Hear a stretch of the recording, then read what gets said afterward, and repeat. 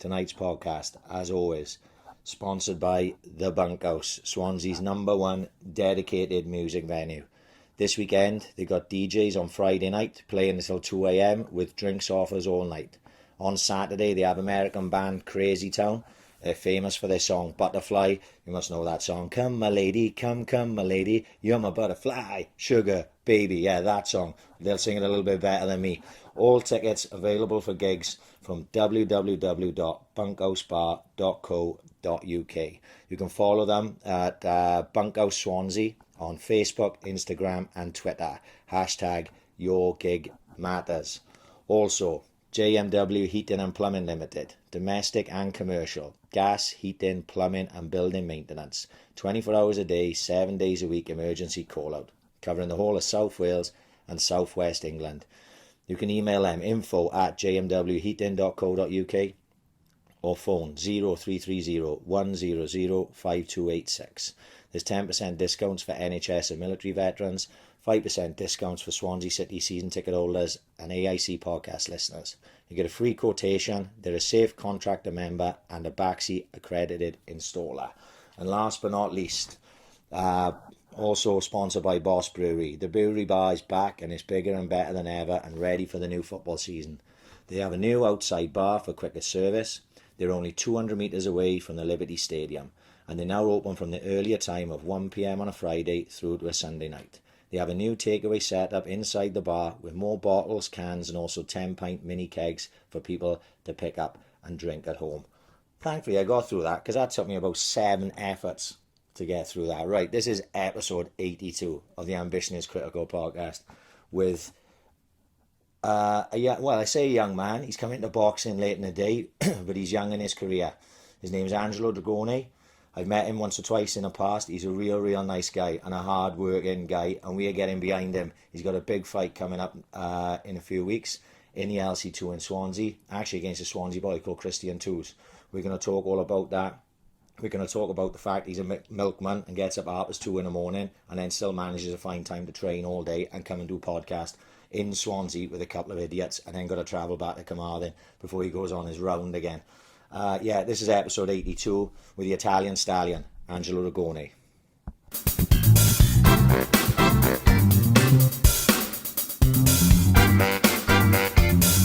Ambition is critical. This is the first time that there's no babies yet. No, mate, I don't know, I was on the verge of getting a fucking bucket full of Stella, like Tiki Beach, and then I realised this fucking fight, you can't go do that and again, you know what I mean?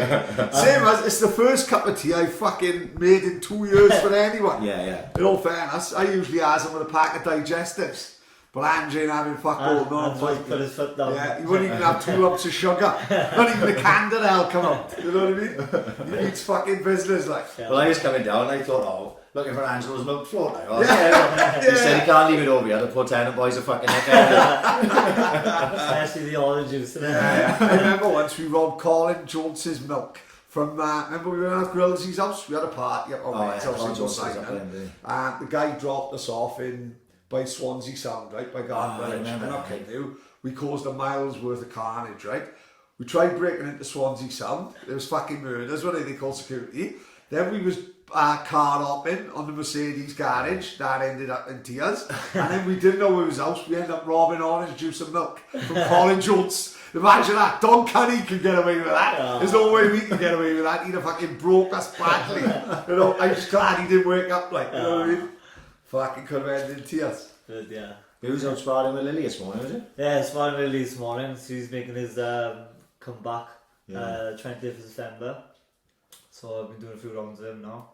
So I only noticed that, Jim. He was in that Jack to a King. Yeah, so I've linked up with Jason Hughes now as well. Right. Obviously Richie Garner's my head coach, so I've been doing bits and bobs with Jason as well. It's been a good combination really. Richie's a bit old school and Jason's a bit fresh, a bit more technical kind of thing. So I'm really enjoying it. There's a bit of a story wrong, Jason. I'm sure his missus is like she Welsh champion or something. Yeah, she's GB. She was going in the GB squad now. Really? Yeah, she's really talent. Like. Yeah. Yeah, because I didn't even know that gym was there. Literally, it's in Forest Park Industrial Estate. Oh right, I thought he was out of Blind and Ice gym for a bit. I thought I must have had that wrong. Like, No, that's a different Jason. Right, Isn't it? Yeah. oh, Jason Williams is on the top, so yeah. that, right, sorry. No, they This is what can I say? Just at the back of Tesco kind yeah, of. well, Yeah, I think I seen that past the other day. It's right off. The only reason I know is because we have a lot of fares to Wheelies. You know, when we drop off at Wheelies, it's literally right opposite Wheelies. Right, it's a hell of a fucking. That's right. It's a big unit. It's huge fucking Yeah, building, it's huge, isn't it? yeah, it's got great potential. Yeah, and it's all is as well. Like. All is, yeah. Fuck yeah, me, it's fair sized gym, Yeah, isn't it's it? a bit, that's what I know. I saw the signs that, and obviously it catches your eye, Jack. Yeah. Fucking swans, you know, the thing the swans made. And I look and I thought, fuck, that's a big building. And Yeah. imagine how big that is inside, like.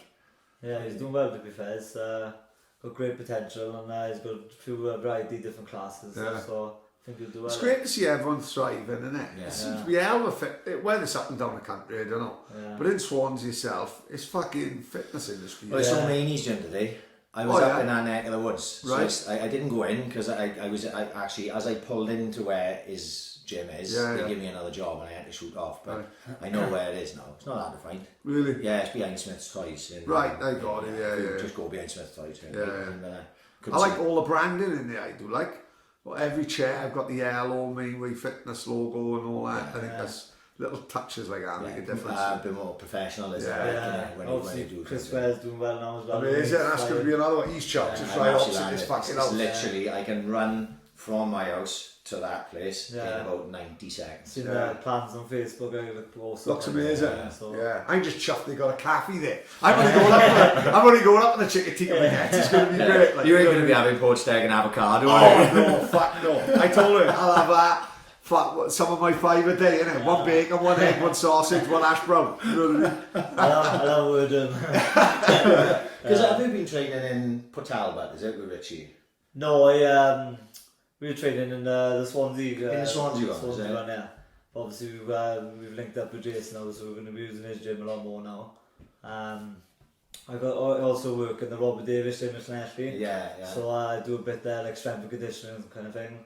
I don't really like to be hopping around different gyms. I would stay in one gym really, like, do you know what I mean? So I kind of settled in Jason's now. It's obviously, it must be awkward for you because you live in Carmarthen, yeah? No, I moved to Slenchby. You moved to Slenchby, right, okay. Yeah, so you're thinking, you know, But that's still mine. still a lot of It's still time. going from there to there, missing up Swansea sort of thing, isn't it? Yeah. You are still, it's still a bit of a trek for you, I should imagine. Like. Still always on the road, like.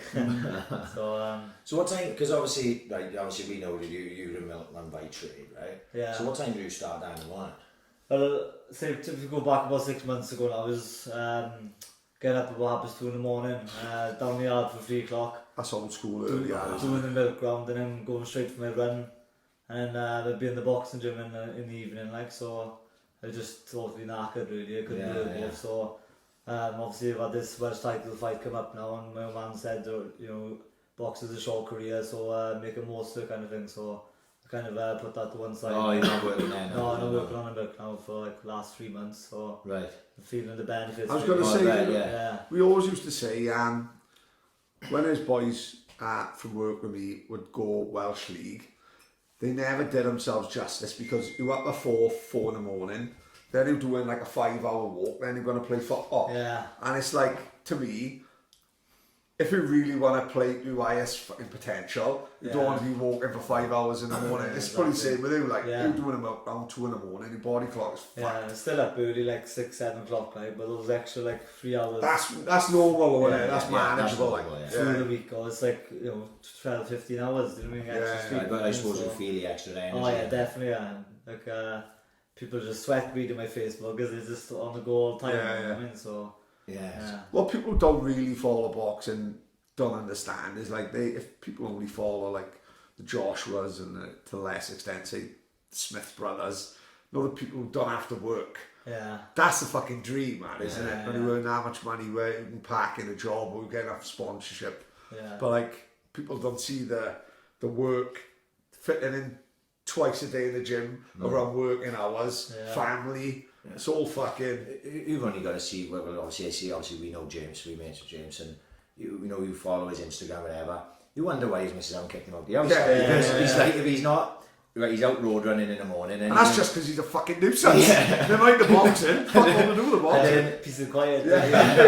you know, he's travelling away and out of work, and then, you know, he's out and you know, he's in the gym in the night. Like I saw the other day, he was in KGB rolling at like 6 in the morning. Like, what's wrong with him? Like, you know, what time did he get out of bed? Like, but I suppose that's the sacrifices you have to make. Yeah, definitely. Like people don't see the sacrifices. They just obviously when they buy a ticket, they just see you fight. They don't see the ins and outs, the emotions, and you know everything in fight camp. Like they don't see all that today. So. But that's the powers of Instagram. People can't see it now. You know, they can't see you sweating every fucking day, like, you know, putting the hours in and putting the work in. Like, that's the difference now, like, you know. Does your social media work for you? Because I know we've got a big following. Yeah, I find social media amazing for obviously ticket selling and, you know, self-promoting and stuff. And that's why I thrive on really, because I know it's important to sell tickets at the end of the day. Just speaking now, I sold over 200 tickets for this Welsh title. Oh, that's massive. It's amazing, isn't it? Saying Pretty about much, pleasure. you know, what was it? Was LCV holding for the boxing? Because I don't think they see it the same way as Budo. Well, I thought Budo used to get about 1,000 in it. You know what I Yeah. mean? But that's the way that was set Yeah, up with there's the no- boxing. I yeah, don't think there's that no- Because obviously you were down, that's the first time I met you, Yeah, was yeah. down in Budo. I quite like that setup with the tables. Yeah. And stuff. We were with Liam Bennett. Liam Bennett, yeah, When I first met him. there, yeah. Yeah, and I remember, that's what I remember, I was thinking on the car and got down and I see, and I think, because you and Liam came in together and I used to like go over and see you the fighters and we were talking and I walked away and I said I didn't know who we were then, and I said to someone who was there, who's that with Liam Bennett, because I met Liam before, and he goes, oh, that's Angelo Dragone. No, that's not your name, is it? Dragone. Dragone. And like, so for a while I thought your name was Angelo Dragone. And then obviously when I was like, obviously like you heard on a TTLO podcast and the pronunciations and, you know, Angelo Dragone, like, you know. It's a wicked name, wasn't It's a great name. You posted that fight on Twitter earlier. Yeah, great fight. Kieran Gibbons on the commentary, and all he said is Dragone. Dragone. Best fight in my life. I know. I actually watched that fight this week. It was a great fight. Yeah, it was a cracking scrap. Like, it was a really good fight. We saw him as probably my toughest fight, to be honest, up to now. Like, and yeah, it's a great stepping stone. And a lot of people backed me to lose that fight. Thought they'd take it a bit too early, like, but come through in flying colours. Like, Yeah, so. well, you could see that he knew, like with many journeymen, they back off and let you come on to them, and they just try to survive the rounds. But he didn't, did he? No. He was trying to fight you, like it was a proper fight. Like. And I knew he could bang a bit as well, because if you look at his like other fights, he put a lot of his opponents down, and you know, he stopped guy Kerry Evans, I think it was 6-0 for British Masters title, so he's quite a high standard. He's like a live journeyman. Yeah. So definitely full focus that fight. Like. How was it? Because obviously that was your first 6 rounder. How did you find the step up to 6? You know, and then I felt if you watch my first fight, pro fight, I was like holding on in the last round, the 4th round, like, because I think a bit of a nervous energy got I to me and bet, stuff. yeah. But I just stepped it up as I go along, like, and I'm training for a 10-round fight now, and I'm just getting stronger and stronger and stronger. So I think the longer the rounds, the better for me as well, because I'm quite a fit, come forward, aggressive fighter, and I got a big engine, so I think that suits me more. Like, yeah. So I'm assuming you obviously, because you're looking trim now, you're living a life like it's just 100% focused now on everything, really. Diet, training twice a day, and just putting it all on online to win this Welsh belt, like, you know. So. It's huge, man. Welsh title, you know what I mean? It is fucking, people don't realise like how much of an achievement that would be for him, like, you know what I mean? It as if it's a world title. To win a professional title, like, you know, unbelievable, like. Because what people want to know, obviously people who listen to this now don't know who you are, you started very late, didn't you? Yeah, I started probably just doing a bit of training when I was about 17 maybe. Went up to Spud's gym in Premier. My cousin Luca Dragone was 3 times Welsh champion, so he's younger than me as well, so he's a bit of my inspiration really. And my uncle was doing a bit of coaching up there, and I just went up to hit the bag and just do a bit of training, keeping on the straight and narrow. Did you do other sports as a kid? Yeah, I played football semi-professional with Carmarthen Town, Welsh League, like, so you had that athleticism. So it was basically all football all my life, and you know, obviously love boxing, watching like Hazagi on the telly and like Nathan Cleverly, Yeah, so I always like probably dipped my toes in it, but 17 and I had my first fight.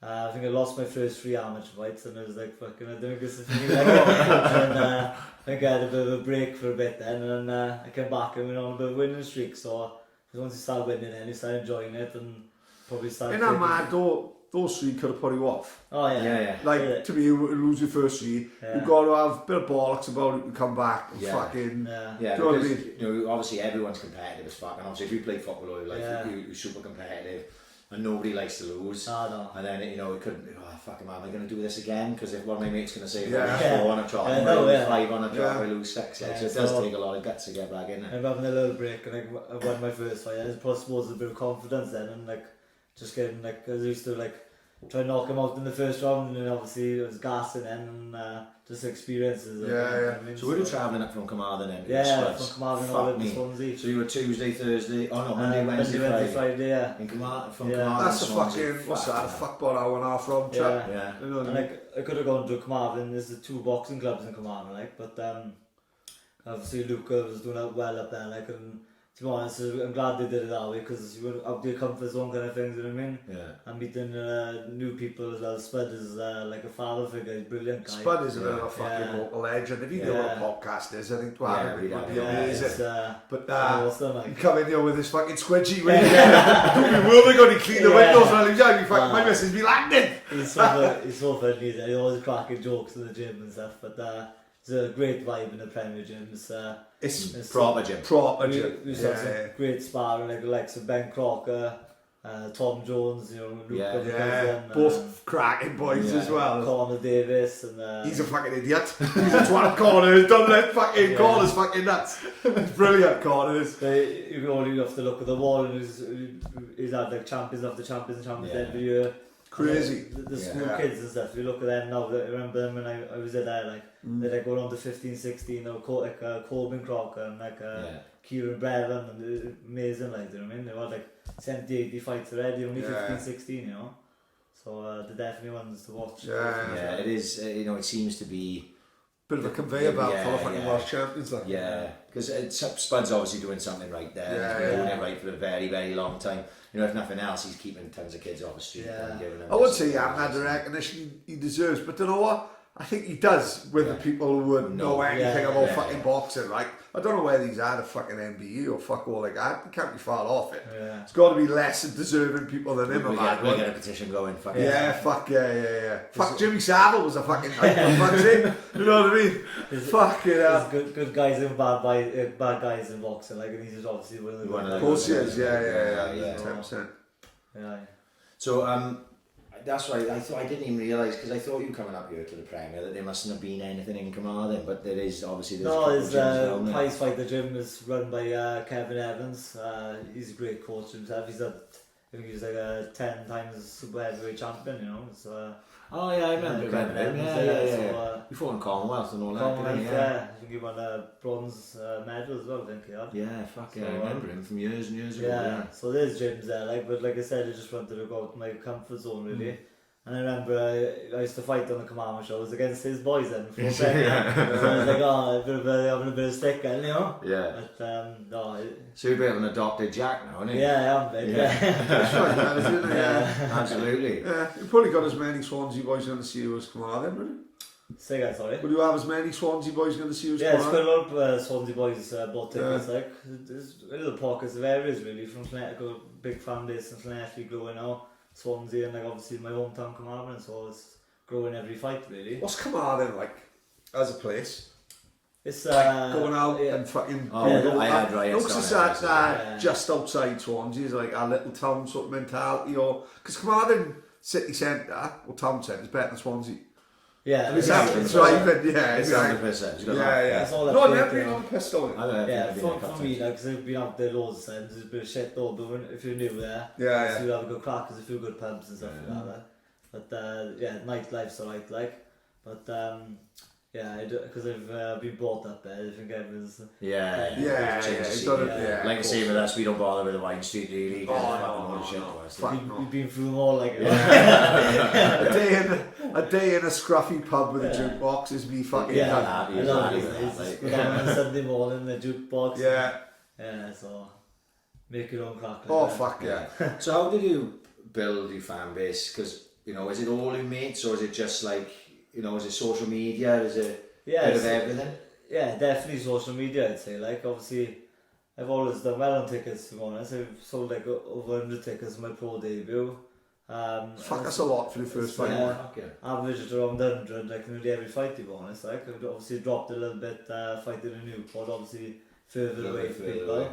But yeah, it's been around that level kind of thing. Obviously, this time, Welsh title fights just boosted ticket sales. Everyone wants to see me lift that belt, like, and you know, be there to see it, like.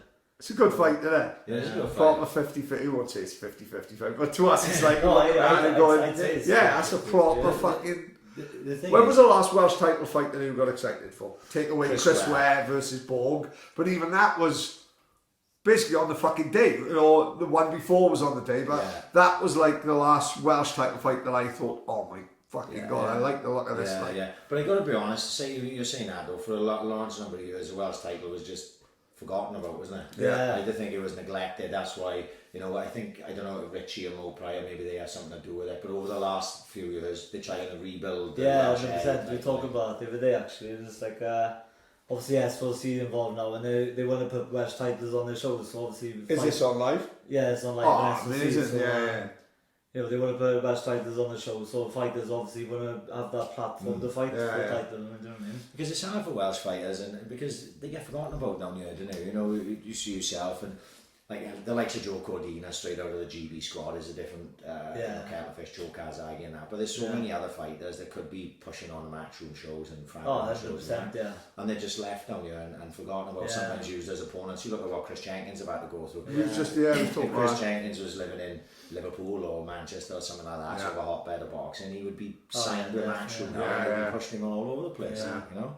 But it's a shame for Welsh fighters, but it's good if they're going to build the Welsh titles in the different weight classes as, you know, legit and make a big thing of it. It's great for the Welsh. If we went back about 4 or 5 years ago, all titles are vacant, like, when that should never be the case, should it? I'd have thought, like, proud to fight for Welsh titles. But there's bound to be fighters out there willing to fight for that. But who was putting shows on? That's the problem. That's you know, Paul Boyce was putting shows on in Swansea, and that was that about it. You know, we got to go back. You probably talk more like Colin Breed, like, of course, You know, and now, you know, with they seem to be MTK's put a load of shows on in South Wales, you know, and obviously Sanagar put shows on, and what if I British Warriors before? Is that Mo Pryor's?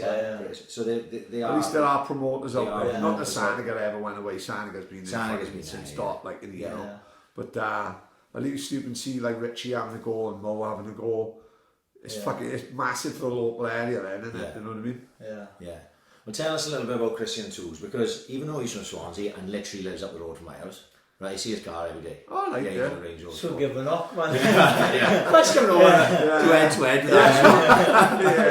The fun off. We ain't the man to get in the middle of that. Let me go and get them Stellas on the back end, like I said. But yeah, it's like there's no bad blood or whatsoever, like, to be honest. So I think I called him out and said, look, obviously after the MTK show, after my 4th fight, I think it was 9 months ago now, and I said, look, I want to fight for the Welsh title. I'm not being disrespectful. I'm sure he's unbeaten as well. I think he had his first 6 rounds and like a week after. And I said, he comes through that, this, you know, let's get it on, basically. And it's been talked about back and forth, like couldn't go down the street if someone asked me, when you fighting Tools, and just spelled it. Great.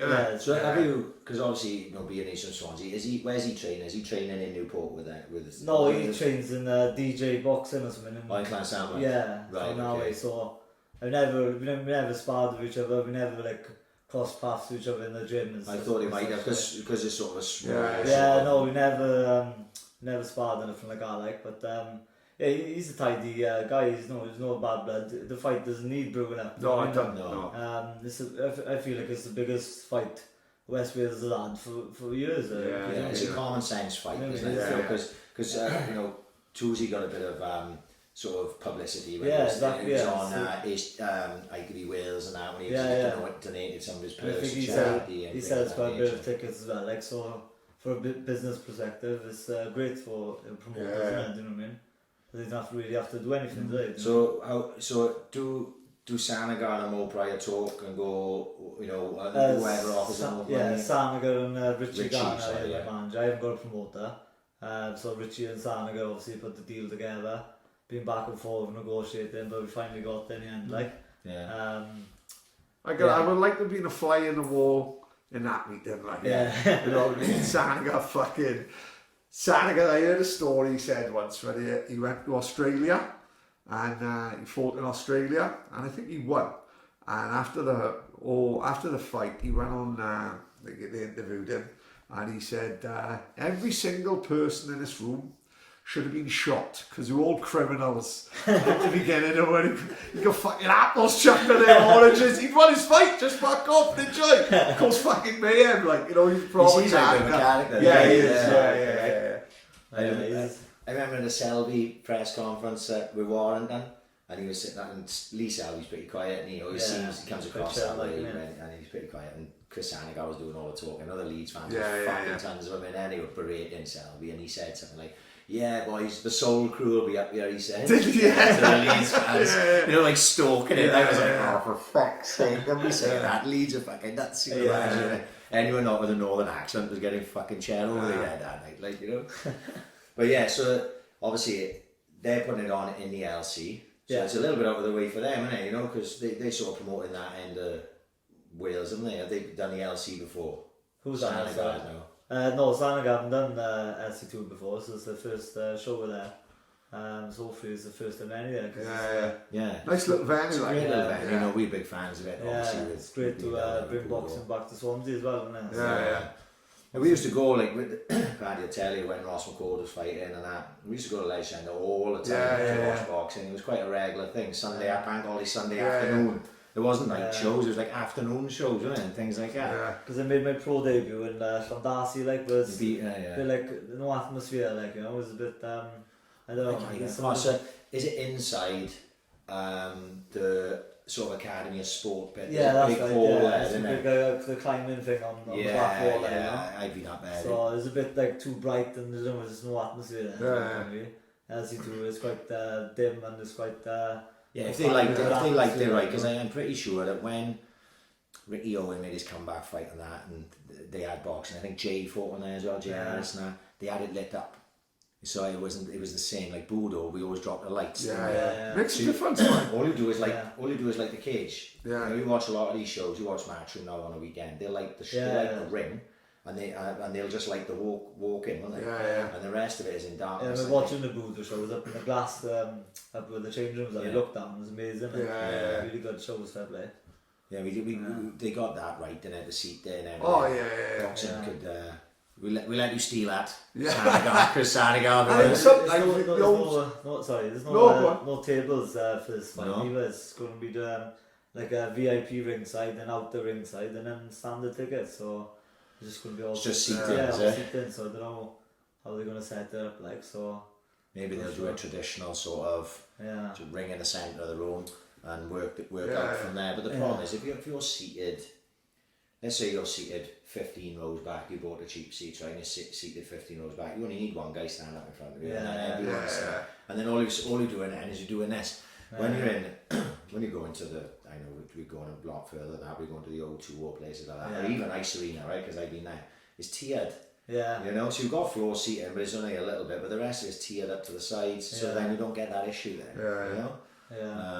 No, I'm sure they know what they're doing. They've done it enough times. Right, like hopefully, Apparently, SOC didn't want tables, so I suppose to do them maybe how it looks on. Because they don't want to see like pints and stuff on the table. No, that's fair enough. No, I didn't think of it that way. That's what I said, like.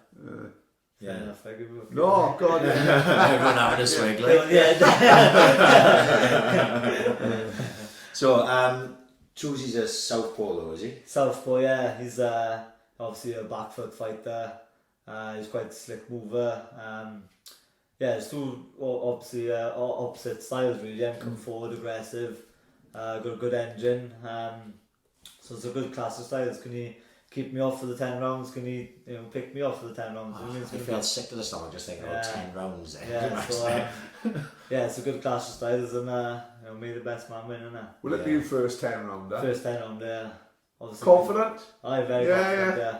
So when you're in the gym now and you're sparring, are you doing anywhere near 10 rounds? You know, would you be doing 10 rounds sparring? So we started off doing like 4 rounders, 6 rounders, and a couple of 8 rounders now. And then probably do my last spar next week. I'm just doing a 10 rounder. To be honest, I don't really need to be doing like loads of 10 rounders.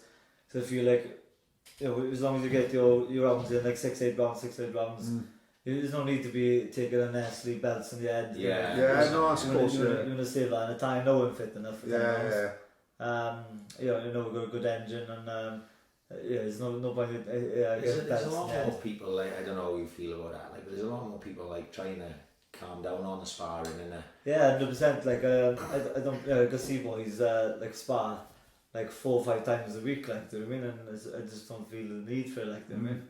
There's other ways you can get fit, like strength and conditioning, and obviously you get on the track and running, and I was listening to the other day. Tunde Ajayi was saying that he didn't even let anti-yard spar at all. No, I know. But no sparring at all, when that was bullshit or what.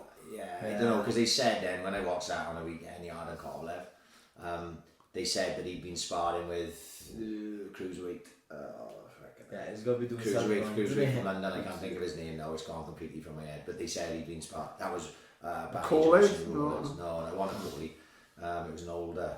It took me by surprise. I didn't even realise he was fighting anymore. Can't think of his fucking name, but it doesn't matter anyway. Yeah. But they said he'd been sparring with this guy. Maybe he's just trying to do as little as possible. Like, this makes sense. This camp we had the best sparring. I've been like away up London in the Peacock gym. Yeah. Sparred Larry Ecuador. Oh yeah. IPF European champion.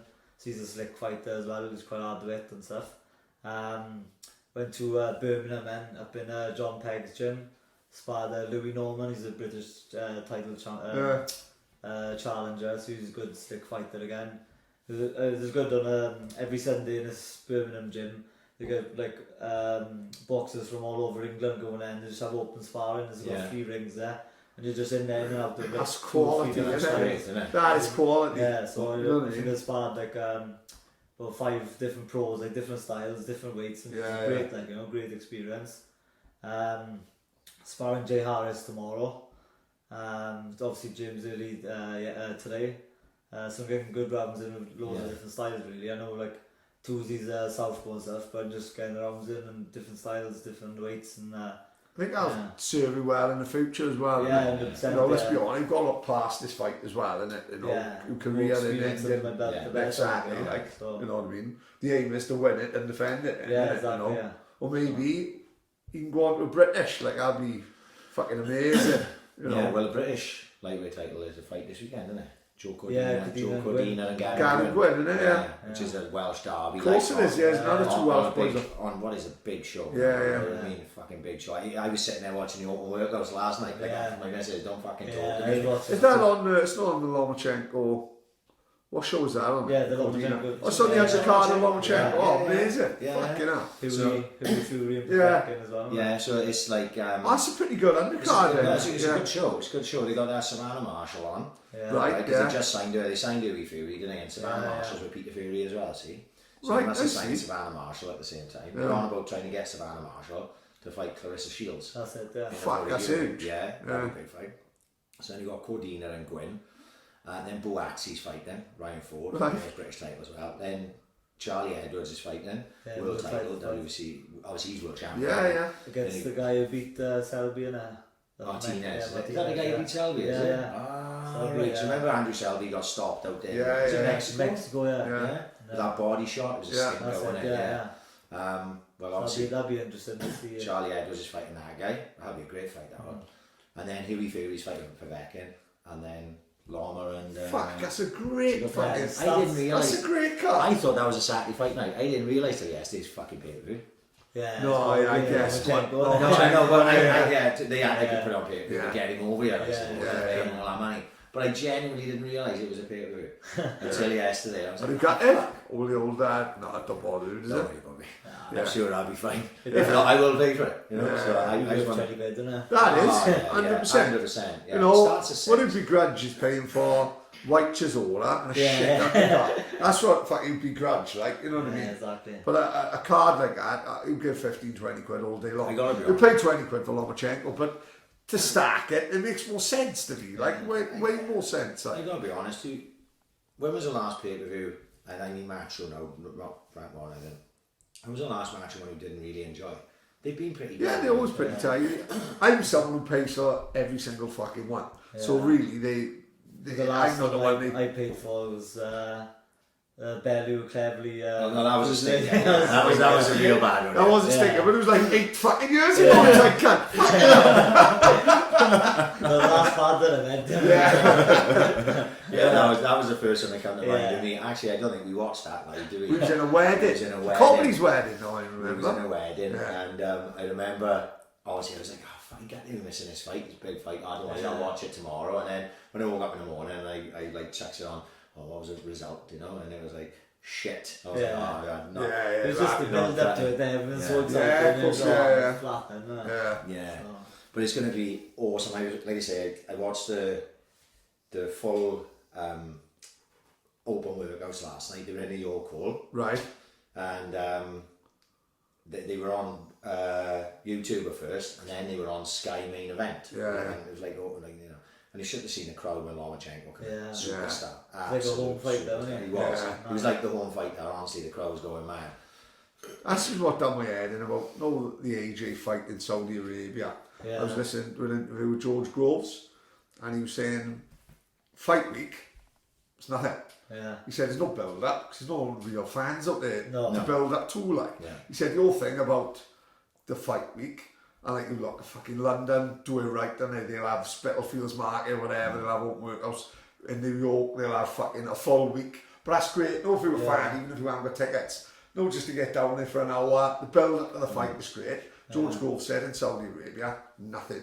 Fight week, Didn't he no fight interest. Callum Smith out there? Yeah, that's the one. Yeah, yeah. the Super Series. That's what I mean. Fucking Eddie Earn's trying to talk about it like it's Rumble in the Jungle and all this. Yeah. It's not, because Saudi Arabia's been done. I was They've already listening done to a Joe Cadena interview, and he was saying about I think he boxed in the Olympics, maybe Commonwealth somewhere in that country like that. And he's saying there's no atmosphere whatsoever there. There's like blokes just going, jabs against them. Yeah. The crowd's like, so. But that's detriment to the game, isn't it? It's So- like, you know, the atmosphere, it won't be a night to remember if there's no atmosphere. Half the battle is the atmosphere. Yeah, well, you can imagine the atmosphere at the Rumble in the Jungle and all that. Yeah. And like, that's what Eddie Earn is trying to liken it to. Yeah, I'm like, no, but it's not. Because in Saudi Arabia, everyone's rich. Yeah. These African countries that they had it, none of them were rich. They all running around with building a shoes new on. stadium or something for it, 16,000. Are they really? Just for the fight, like. Just for Yeah. the fun. Well, that's what it's all about. See, it's all about the dough at the Yeah, end of the day, exactly, innit? yeah. You know what I mean? If Madison Square Garden and they've been able to generate the same money to do it there, they probably would have done it there, like, or in Cardiff and that. But the Saudis have just come in and gone, yeah, we'll gazump all that. Yeah. You know, But at what cost, isn't it? You know Yeah, what I mean? it's At the yeah. cost of the fight, you the know. cost of the event, yeah, you know, as regards, will it be that memorable? You know, a lot of people don't watch it. We're all going to watch it, like. Oh, I mean, of course, you know what I yeah, mean? yeah, yeah. But it's like, will you remember it like the Rumble in the Jungle? Yeah, Let's get a voodoo show there. Yeah. No, we fucking No, told fuck it. off. I think I'd be arrested within a half hour. Absolutely though. not. Yes, we will be getting stoned to death and then getting stoned to death. Yeah, I've seen those videos where they cut someone's hand off. I'm coming back, he wiping my ass for the next 6 months, and he takes my right hand off me. We're 100% not fucking doing that in like a Saudi Arabia ever. You know what I mean? I picked a guy up in a taxi years ago, right? And he's a soldier. And this is when Iraq was on the weapons of mass destruction and all that bollocks. Like, he was on for the weekend. They picked him up from Hustlers of all places, top and all. Right, yeah. I always remember this conversation. Chatting away, taking him wherever I was taking him, and he was saying he was in the army and he was home on leave. He said, they got me stationed in Saudi Arabia, like, because they got a big, they had at the time, they had a camp out there, whatever. He said, it's a crazy place, man. He said that, like, he'd just be walking through, like, wherever they were stationed, you know, big city or they city. And then there'd just be someone, like, getting hung in the middle of, like a big square. And there'd be fucking hundreds and hundreds of people there. And he said, they'd just be, like, hanging people in the street. and chopping thieves' hands off Yeah, and all yeah. that type of stuff. And they're just literally just doing it in the middle of the day, like as if it's because that's their culture. Like it's just a completely different world. Like that's why all the questions Eddie Hearn was asked were like, you know, are women even allowed to the event? That's right, yeah. Right? Are any of the women fighters going to be on the card? Because he got a few now. Right, yeah. And he's like, yeah, well, you know, there's been no issue as regards, but what he's basically saying is, no, that's not going to fucking happen. No. Because out in Saudi Arabia, their culture is completely different. Like, I don't think women can even drive in Saudi Arabia. I'm serious. Yes, I know, I don't quote me that, but you know, I think that's pretty much the case. Like. This is why Donna won't leave Port Tenant. Take Donna out of Port Tenant, she's fucked, she don't want to know. Donna will never go to Turkey, right? I nearly talked her around, and then Netflix put on Midnight Cowboy. I was it, everybody's fucked. Midnight Express. Huh? Midnight Express. Donna, fuck that. No way is Donna leaving Port Tenant again. Yeah. Fuck that. Well, no as long as she's not trafficking drugs in the suitcase, yeah. it should be alright. Like, but yeah. But it is a different world, and that's what I mean. You know, if AJ fights in New York, well, you went, right? How many British fans were in Madison Square Garden? They would have been a few thousand, at least, like, right? You know, Ricky Hatton used to go to Vegas, take 30,000. Right? How many British fans are going to go? Oh, I fancy a bit of rioter for the it's not for the not AJ that, fight. It's not going to happen, is it? You wouldn't even take the risk, do you? No, I wouldn't. You know? So you're not going to get that sort atmosphere. Atmosphere, no way, like, you know. And I bet the Oscar would be paid maybe on the telly as well. Like, of course, 100%. 100%. That's without shadow of a doubt. That's a fucking pay-per-view fight. If not, the worry is, at the minute, 20 quid you pay, wouldn't it? America's pay-per-view should be $60. Yeah. I don't know what the UFC was, I think it must be about the same. It is same. That was the set amount. Like, we're quite lucky where it's always been around 15, crept to 18. I think it's about 20 now.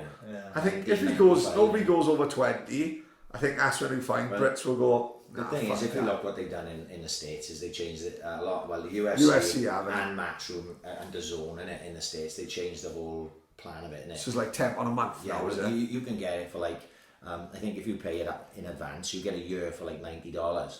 Whereas previously you'd have to pay $90 for one. Yeah, of course, yeah. Well, now let's just take DAZN as an example. DAZN have got Canelo, Triple G, fucking whoever else is signed with Matchroom and Golden Boy.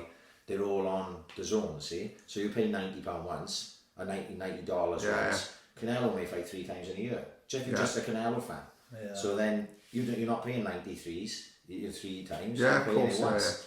And then on top of that, you've got all the other boxing. So you've got all the British shows, you've got all the Italian Matchroom and all this and that, all across the world. And then also got, it's not just boxing on DAZN. Yeah. You know, they've got all other sports, you know, whatever it is. And the same with the UFC on ESPN Plus. So you've got another subscription there, ESPN Plus. It's like having Amazon Prime and fucking Netflix. Yeah. You know what I mean? You have different stuff on Amazon Prime than you've got on Netflix. You know, but you pay the 2 subscriptions instead of paying $90 a pay-per-view. So it's sort of killed. That's why HBO jumped out of boxing. Like, of course, the whole model, like. And they reckon Showtime is fucking, it's just hemorrhaging money. Really? Unless seems like so much competition. Of course. And that's what's changed a lot of it. And then maybe that'll happen over here. You know, because at the minute, see, Sky Sports have got the monopoly over here, and they can charge you what you want. You know what I mean? I haven't got Sky, so I don't know what he pay, but a lot of people who have the sports and all that's best. 120 quid a month, like. Yeah. And there's fucking hardly any films on. I know when a sport is a sport, you know what I mean? That's great, but sometimes you think, fucking hell, £120 a month for fucking Burnley versus fucking Liverpool. Yeah, that's all it is. And Netflix is fucking reasonable, isn't it? £8 a month, I think it is. That's a fucking bargain. You know what I mean? That's fucking brilliant. For the moment I use Netflix is a fucking bargain. Well, we fucked now, because Donna's old man uses my code, right? Fucking no one who flick on, when you put on recommended for you type in Donna, it's full of fucking kung fu films. Honest to fucking Jackie Chan, Bruce Lee, like hip some Lee or whatever. Like proper fucking. He said in the house and he's like, do you know what? He said, do you know what's the best thing ever? He said, the Netflix. He said, it's the best thing in the world. Like, he's up at 6 in the morning watching fucking random films. You know, fucking hell. Only days sometimes you can only use 2 devices. So if my daughter's watching and is in the bedroom, I'll go and put the telly on, and it fucks me off because he's down there watching fucking Rush Hour 3. Fucking does my fucking head in. That's to get the Stella. Exactly. You could see that changing. Like, I'm sure like Matchroom would have a contract with Sky, right? And then let's say there's 2 years to run on that contract. at the end of that 2 years, there's nothing to stop the zone coming into the UK. No, of course, yeah. If they're not bankrupt by that, for the money they put into it. Because Amazon have bought the rights to some football games, isn't it? Yeah. So like next year we'll only be able to see certain games on Amazon Prime. Like. Well, Premier League games? Yeah, Premier League games. Really? Like they've dipped their toe in the market. Like. Because what was the thing we seen before that Simon Jordan was saying, the Premier League think they got the best deal, but what the Premier League they should don't need do, Sky basically. they don't really need Sky. Because they're saying if they've done the £10 a month and you get a lot throughout the world, they reckon they could be making fucking billions. They might hundreds of millions. Like he said, they're actually quite short-sighted the way they do it. Like you know what I mean? Fucking crazy money could be made. Yeah. But then you look at the Super League. They're trying to draw up now. See what they do at the Champions League by 2024. Right. At the minute, say there's 32 teams in the Champions League. UEFA want to make it up to 60. Right. Right. So now the group stage, it won't be a group of 4. It'll be a group of 8. Because they're working out what people want. Season's long enough, isn't it? Yeah, it's fucking, isn't it? They want the big teams playing the big teams. Yeah. But then what they do when they'll say, just get rid of the Carabao Cup. Then how many teams rely on that money when you fucking playing Man United or Chelsea? Because they talked about for years, haven't they, about the European Super League. And, you know, that's basically, that's pushing towards that. That's the next step. That is it, You know what I mean? Yeah. I know, why they gonna fuck around with things? Exactly. Money's more everything really. Of course it do, yeah. You know, I suppose if you're one of those big clubs, if you're the Glazers now, and you're sitting there and you're Man United and you're going, fucking 100%, how much more money are we going to make? Exactly, That's all they care about. But, you know, I don't know, I was talking about on a weekend, I went to watch the Swans the weekend, and they were fucking brilliant. Yeah.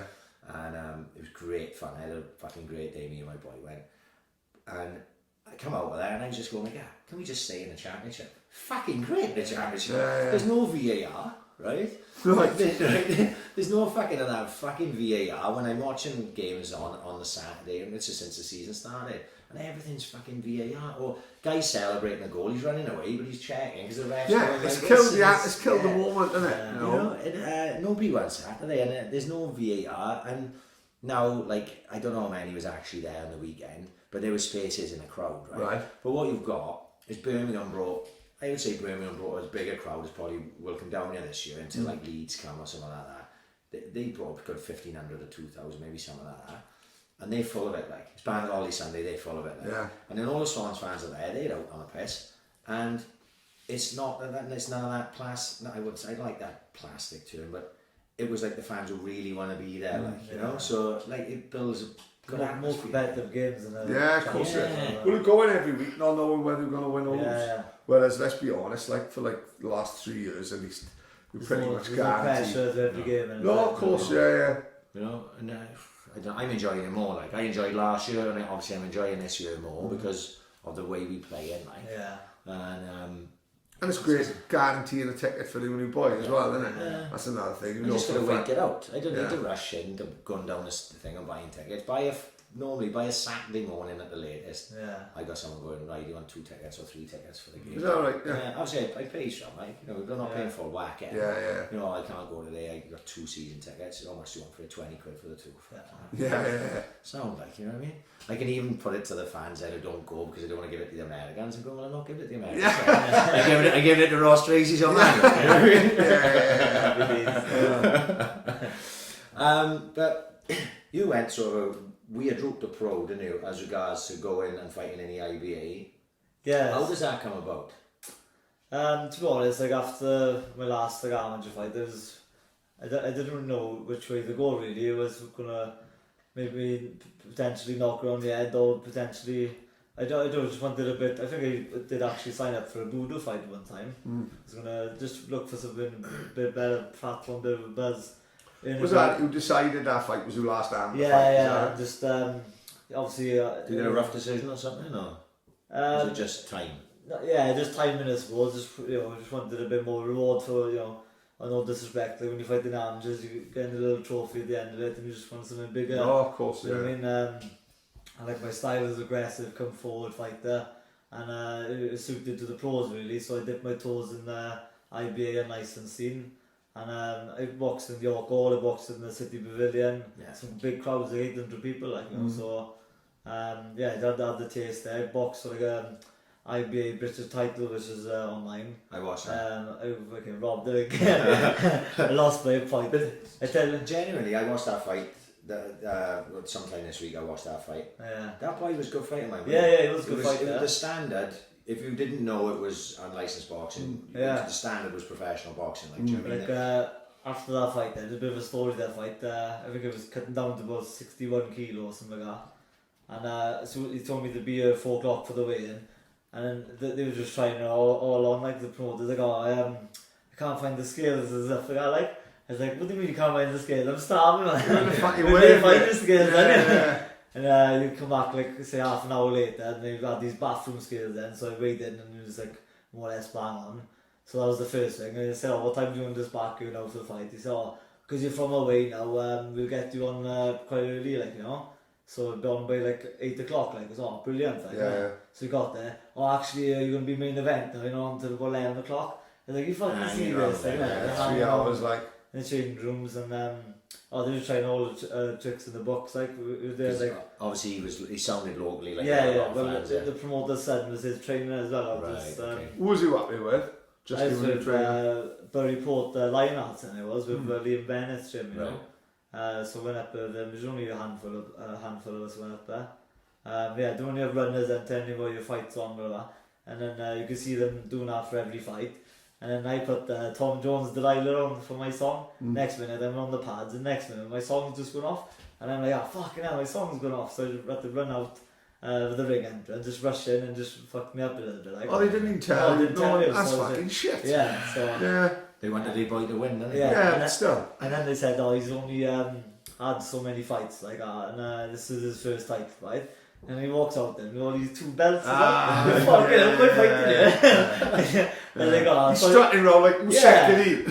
So I was like, fucking, I'm just going to go for him in the first now. Yeah. So yeah, it was a good battle, like, but I thought they deserved to win, but obviously, it was right up against it, really, you know. When you're fighting away from all that, you'd have to literally win every round. Probably exactly. Yeah, but after that, then basically, I had a meeting with Richie Garner, and basically wanted to turn over pro, and How did you hear about Richie? he actually commented on, tweeted on that fight actually, and he said, I think you deserve to nick it or have a draw there, you're lucky mate. And I said, I think it's pro for me now, and I won't mind having a chat. So we had a meeting. Yeah.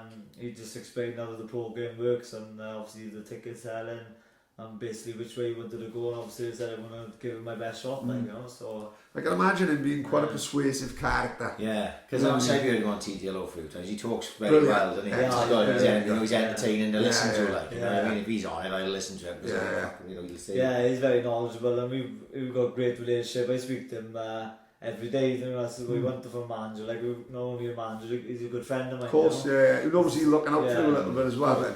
But where he, because I don't know much about Richie other than one to listen on TTLO, and he may have said with my manager, where was he? Because he seems to me as if he's come sort of out of nowhere over the last couple of years or so. What was he doing previous to that? He's been involved in boxing for about 25 years, like, you know. He's had his pro license training since he was like 22, 23, a young age, like, you know.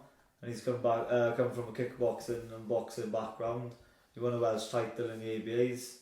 I think heavyweight, might be super heavyweight now. But yeah. He A lot of sandwiches eaten in between cases. You know what I mean? He's got him in his cases.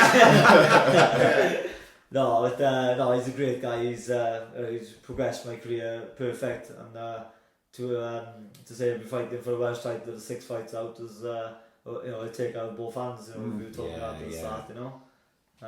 He manages. Obviously, Lily's gone to him now. He's making his comeback. He's got David White Jr., who's like fleeing out from Cardiff. He manages Craig Woodruff, who just obviously just come off a defeat to Kieran Gethin. He's got about 7 or 8 boxers in the room, so pretty good little stable. It's a shame we're not all in the same gym, like, because we're all over the place. Otherwise we'd be bouncing off one another, like, you know what I mean? But do you think that could happen in the long run? Or is it because they all spread all over West Wales? Yeah, they'll be spread out, like, but you never know what the future holds. Obviously, linking up with Jason on that Jack the King Jim, I think that's going to be a good little base for us. Yeah. And it's just slipping off the motorway there for us. Of course it is, yeah.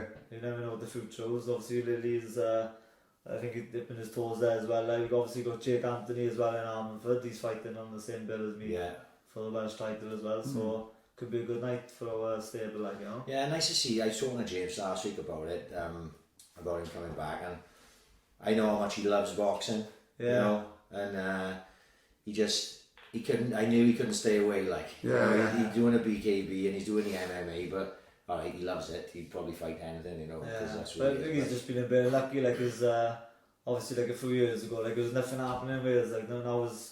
Now he probably have loads of fights if he was like in his early 20s now. Yeah, I think he's like middleweight, like, and you look at that. You know, you think you had Dan Barton, like Jake Anthony, Morgan Jones, Goodbridge, those kind of people going for a Welsh title, like, so it's a good little cluster, really. Yeah, I suppose he looks at them and thinks, I can have a go. Yeah. He's a bit lucky to come up against Barry Jones when he fought the Welsh title, so he's quite experienced, and he's been in with the likes of Kel Brook as well, so I think it was just wrong timing, I suppose. Of course, I think if he gives it his all on in the next 2 years, I think he definitely win a Welsh title and going further. With you doing unlicensed going pro, was there an issue with the British Boxing Board of Control anyway? It wasn't so much of an issue. Like, I told him I did a couple of unlicensed stuff, and I just said it wasn't really for me, and obviously I'm going to go pro, and I think they like it, like, but I just told him about it, and it wasn't an issue really.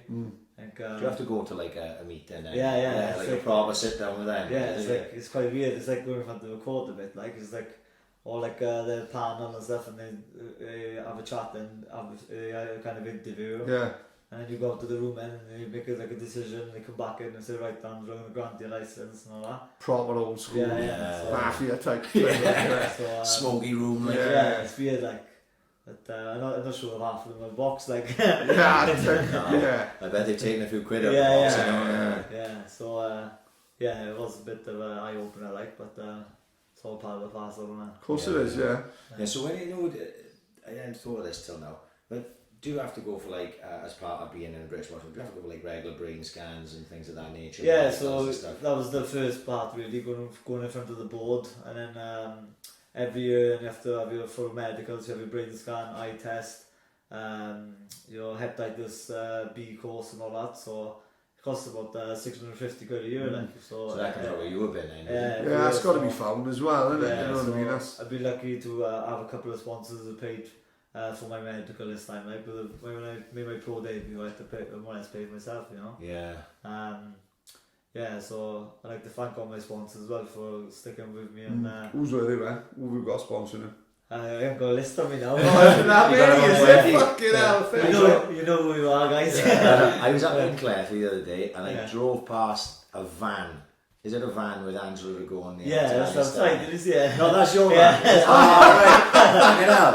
I literally was driving past, and obviously we'd already spoke about you coming on. Drove past, I went, fuck is on the side of the van. Well, how mad is that? This is the second fucking person running on the podcast who've got a photo of themselves on the side of the van. Because Carl Maywater got a photo of himself fucking... Because I said to him years ago, my old man was a plumber. You haven't got a photo of him on the side of the van fixing a sink. You know what I mean? He's in a six-pack, and you know what I mean? Fucking loves it. I drove past me, and as Ramsey got pulled in by the old bill. Just up the road from my house, literally a couple of days ago. I think you're... Good job, we won last fucking Thursday. Then the back of the Stella Wazzle. Let me tell you.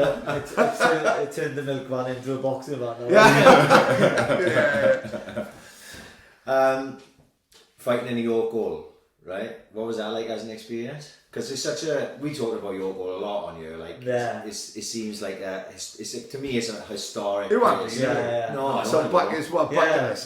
So get a fucking move on to the British title, that's what you're coming up then. I was just like so excited boxing. Like, obviously, like you said, historic venue, it's been boxing over 100 years, isn't it?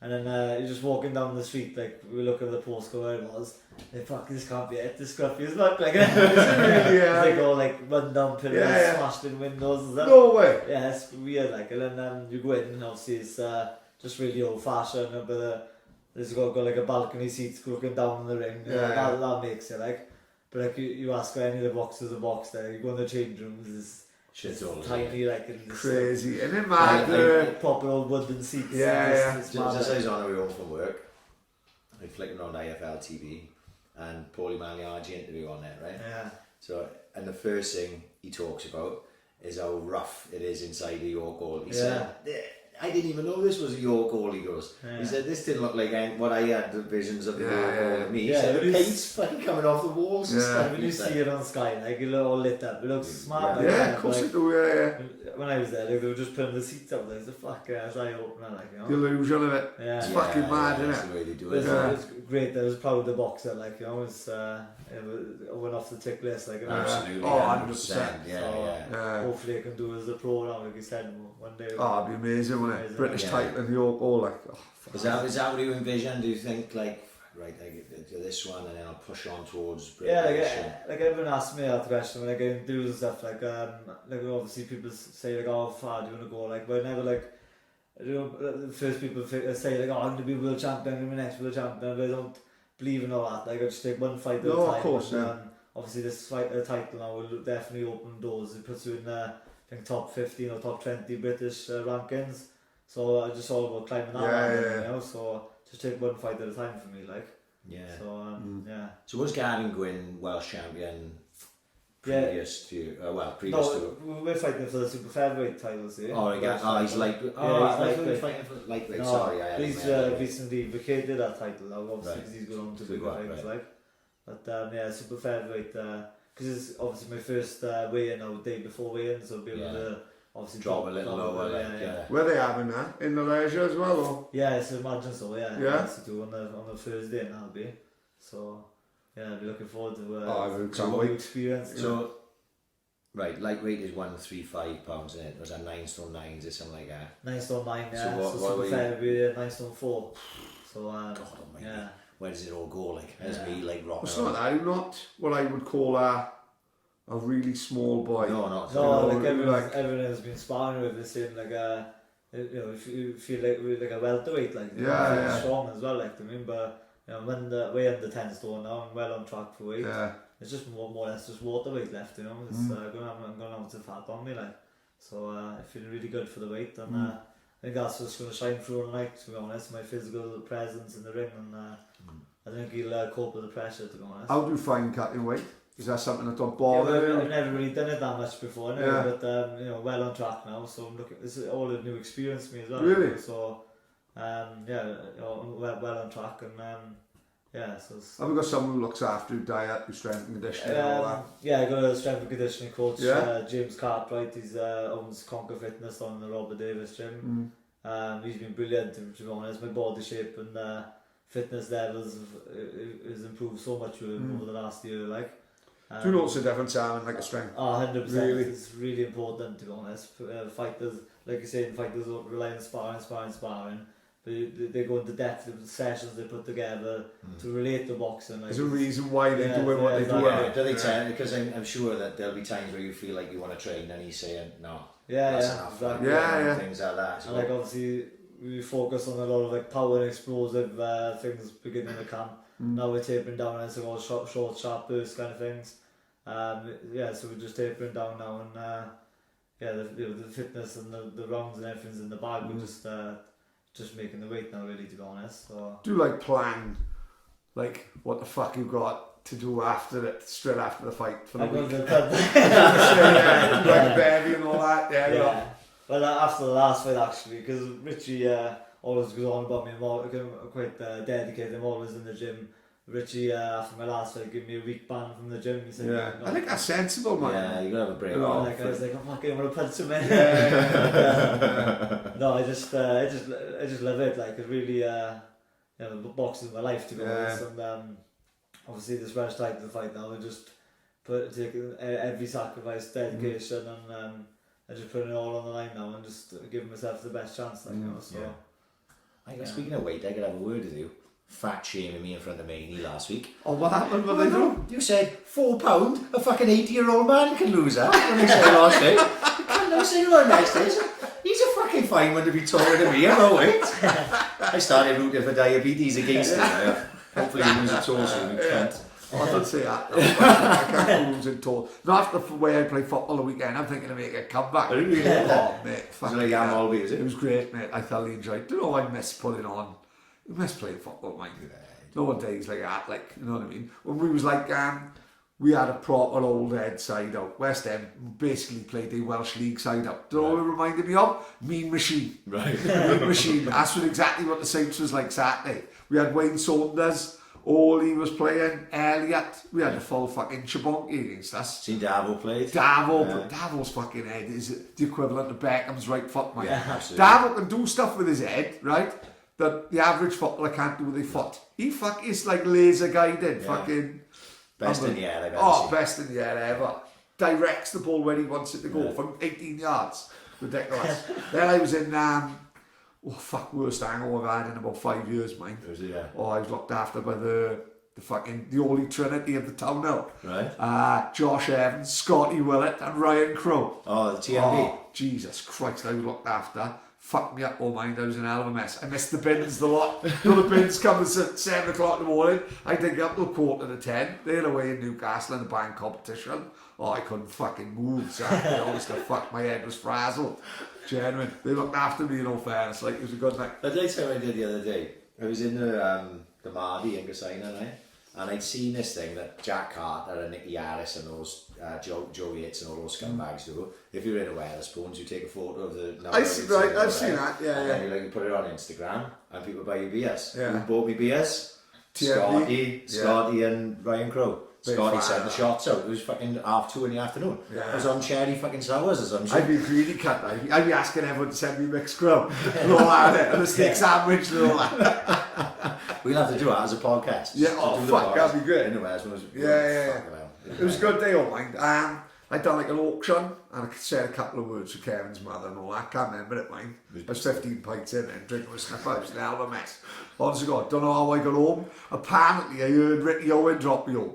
Right. But that's 20 pints in, so I'm just glad I haven't got a black eye. Being cheeky, tell him to drop me right outside the house and everything. Come in, make me a cup of tea. In all fairness to the Rub my back, send me to bed. Ricky Owen dropped me home, I think. In all fairness, like, don't know what fucking time it was, mate. Days, Oh, fucking hell. Yeah, well, me being off the wagon went out the fucking window as well. Is it really? Yeah. Swans, like, because you go to a game like that, and it was 12 o'clock kick off, wasn't it? Sun was out doing shorts and a t-shirt in the stand, like, and did you watch it? You didn't watch a game, did you? No, where was I? I was You would have watching the been up first team, there. yeah. No, it was Sunday, the game. Oh, right, yeah, I was up there was playing up there. myself. They, Birmingham were like, fuck me. They literally just camped like 11 men on the edge of the area, like, and just did nothing else. And I was like, the first half, you're like, God, this could be one of those, like, you know, where they like sneak and get a goal out of nothing and all this shit. But they just, I thought at our time we just needed a bit of urgency, and we come out the second half with that bit of urgency, and we put them under pressure. And when we got the goal, it was fucking curtains. We absolutely sided them to bits. And after that, 3 goals, and it could have been more. It was fucking outstanding. But you like that, then, and it's like, it's only like, it's not even 2:30 when you leave it there. The sun's out and going, I'm supposed to be off the baby, I'm supposed to be off the baby. Ah, fuck it. It's not fight week with you. You were like, it's not fight week, don't worry about it. He's straight in the shot like a fucking Strombo, looked like he's going out of fashion. Yeah. And I had a fucking great day. But it's mad, isn't it? How something like football like that, you know, and your passion for it, can like just like uplift you. Like I sat there all day, I was out the back garden sitting in the sun, had a barbecue, I was having a few beers. I was fucking so happy, it was unbelievable. Like. It is, you notice it with the Saints, like, we play for a local side, like, and no one who lose and who go back to the pub, everyone is in a bad mood. Right? And It's a little bit more subdued, isn't it? But like, this is 100%, like, when you get a good win, you go back to the pub, fucking jukebox is on, people on the tables. Everyone's on the tables, the queue is 6 deep in the toilet. It's great, honestly, right? It's a totally different fucking atmosphere. When you lose, everyone's moaning about the warm-up, the fucking lot. Everyone's shooting off early. Or 6 o'clock, everyone's, going fuck. over early. It's fucking crazy, the difference of fucking game and sport. Because you're arts in it, it's the same as anything, isn't it? You know what I mean? Fucking boxing, probably. If you're arts in it, if you lose or you don't get the result you want, you fucking downtrodden. Like, It wasn't just a result. It wasn't just a result on Sunday. It was the fucking way we played as well. Like, you know, to a man, we were fucking outstanding. And you can just come away and go, we've got a fucking... No, we talked about it with AU and Baston and we bankrupt the fucking club, right? Right, yeah. But we'll have a good laugh in the meantime, right? It's AU is a level above what he's playing. They couldn't do anything with it. Honest fuck. You know, every single touch, he's so strong, he's all that, but he didn't really do anything that... But he was just... Everything he does was just so much better than everything else. And... I was talking to I had Mark Drazy and Mark Drazy's grandson's ticket, so I was sitting by Ross Drazy. Yeah. And I was talking about, I don't know how we can keep fucking Andre AU because, you know, how are we supposed to pay his wages? Like, you know, we're probably going to go out on loan, isn't he? And he said, well, I think about it this way, he said, if his wages are £4 million for the year, right? He said, you can't sign a player of Andre AU's quality for $4 million. He said, so if you want to go up, you've got to keep him. You've got to chance it. I understand what he's saying, and whether that works out financially, like we don't tank and we end up like fucking Barry, like. You know? But then, another thing is, if you do get you up, that 4 million turns into 60 million again, doesn't it? Yeah. You know, that's the gamble where they fucking take it. I wish they close this fucking window so at least we yeah. know where we stand. It's like, They what's going on? They should all finish the same day, surely. Because all these European clubs now got fucking the option to buy our players, but we can't fucking bring anyone in anyway. It's like Sampdoria are interested in AU, and it's like, oh, fuck off, Sampdoria. Don't say that, they might be Angelo's team. He's Italian background. What part? You born in Wales? No, or Wales. It was grandparents are from Italy, down Sicily. Like. ever go back in? Huh? Go there? Or? I've been over for a long time. Really? Yeah, so... I'm obsessed they with it. come over when they're younger, like. So. Yeah. I'm obsessed with it. I just go back to that Sopranos episode when they goes to Rome, like, yeah, and that's all I think of, and I would like to go to Italy anyway. Venice, Rome, even Sam Jones, the one who owns the Weekend Offender, got friends in Napoli, and he like went around all the places where they filmed Gomorrah, rough as fuck, like you know what I mean, properly rough. But I know Italian culture fascinates me. The food. It's the food, it is, yeah. Do you know what? It fucking probably. We didn't want to talk about food. Yeah. That's what basically it is. It is the food, don't it? Yeah. It is the scran. Every time you watch if you watch The Sopranos, you're hungry watching The Sopranos because they're having like they're having dinner around the table and there's about fucking enough meal to feed. They don't move the table for 3 hours. They Unbelievable. long tables and wine.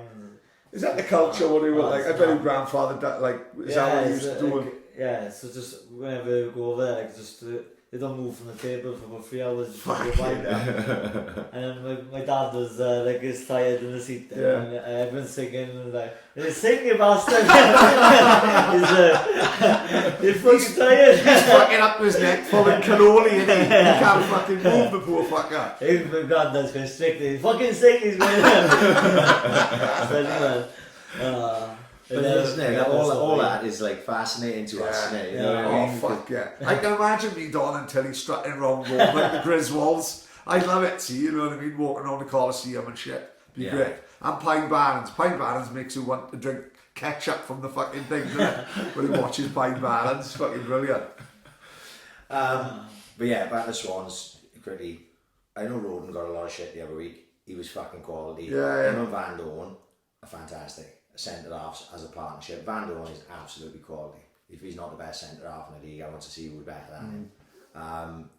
You know, you come away optimistic because the way we played and the way we've been playing, and we going into a massive game fucking Saturday now, even early in the season. It's more of a... Well, it happened last year. We played Leeds like on the second game on the Tuesday. It was different then. We weren't expecting anything, and I don't think we were expecting anything at the start of the year. But now we go up on your second, and it's only on fucking goal difference in the second, and you look at it and you go, more to me, it's a gauge of where we are actually going to be this season. Because when you look at the teams we played, like Derby are going to be probably up and about. And QPR are a lot better than I expected. Birmingham are dog shit. How we could fucking... They have been for a few years, oh my God. Well, yeah, no, you know, it must be hard as a pro footballer because I don't think all those boys would want to play the game that way, right? But they're obviously ordered. And Pep Colette's fucking manager. He used to be involved with the Swans, like Gary Monk. You think he'd have a bit of football in him, but maybe he's just gone, oh, these lot of shit, I'm just going to play with the seconds. Like, but they did not try and play any sort of football whatsoever. They'd have the ball at the centre half, and he would literally just lock up and hammer the ball the length of the pitch. For the big centre forward, Djukovic or something like that, his name is, to try and head it down. But to be fair, Van Doorn and Roden fucking murdered him all game, and we won every fucking second. Yeah. They didn't really do anything. I think Woodburn, after take a couple of kicks, and that was it. He was bored to fucking tears. I don't know, we could go and watch every. What I'm getting at is, I don't think we've played anyone at the quality of Leeds just yet. Yeah. So it's more, if we go out there and we lose fucking 2-0 at Elland Road, it's not the end of the world. But it'll tell you, or the game as a whole will tell you a little bit more about where we will be. Do you know what I can see it being?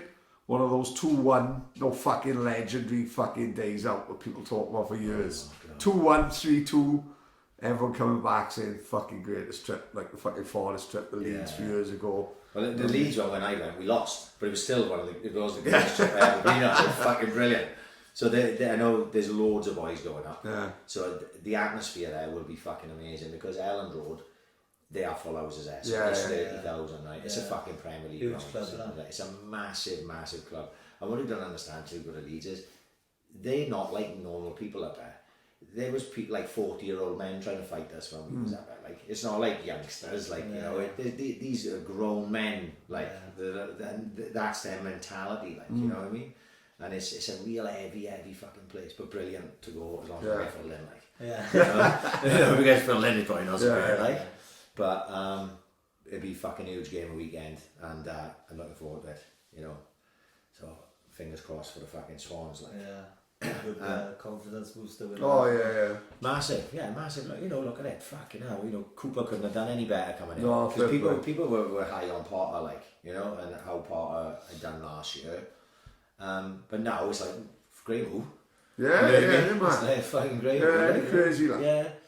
Because you know, if you see him talking, the way Cooper talks in the press conferences, he's fucking fantastic.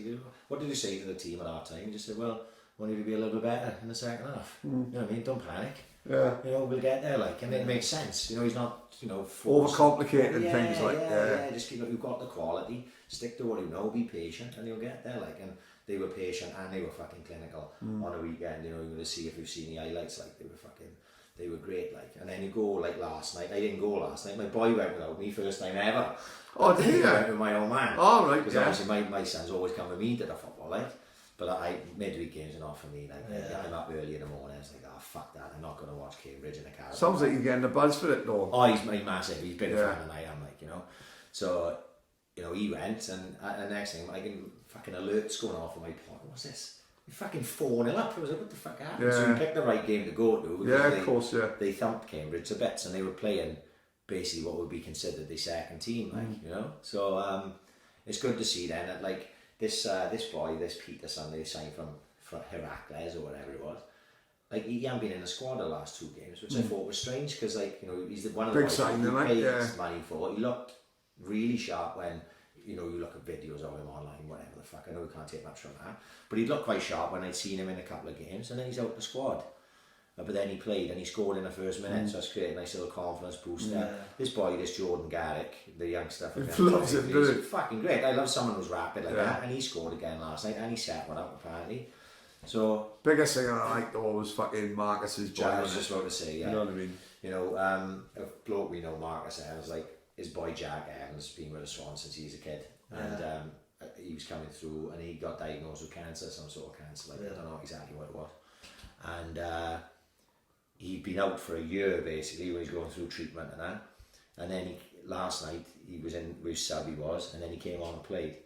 So it was a massive thing, like, huge thing, like, and they were reporting it as well, like, they said it was on Sky. Sports News. Well, I thought he scored, so I put on Twitter, that's great to see him come on and score. No one corrected me till Adrian Mayward had said he weren't going to want it, but I think it was because it was fucking great. Like, when he was on Sky, I played football as that, his brother, there's 3 brothers, and only one hadn't played for the Swans.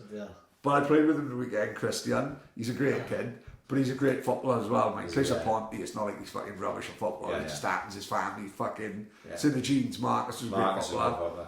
Christian's a great boy, like, but it's great to see his fucking brother do that, like, that's fucking amazing, you know what I mean? Yeah, it's a massive comeback, because you go, you know, mentally as much as anything, if you have to suffer that at a young age, Yeah. you think, oh fuck, I was nearly there. It was just about to Yeah. make it. Like, Well, it's not just about football, that's about fucking surviving. Surviving, yeah, You know, yeah. if he never does anything in his football career, he'd come on and play for the Swans Exactly. after all he's been through, like, you know what I mean? But I think he's well thought of. So I don't think that's going to be the case as long as that.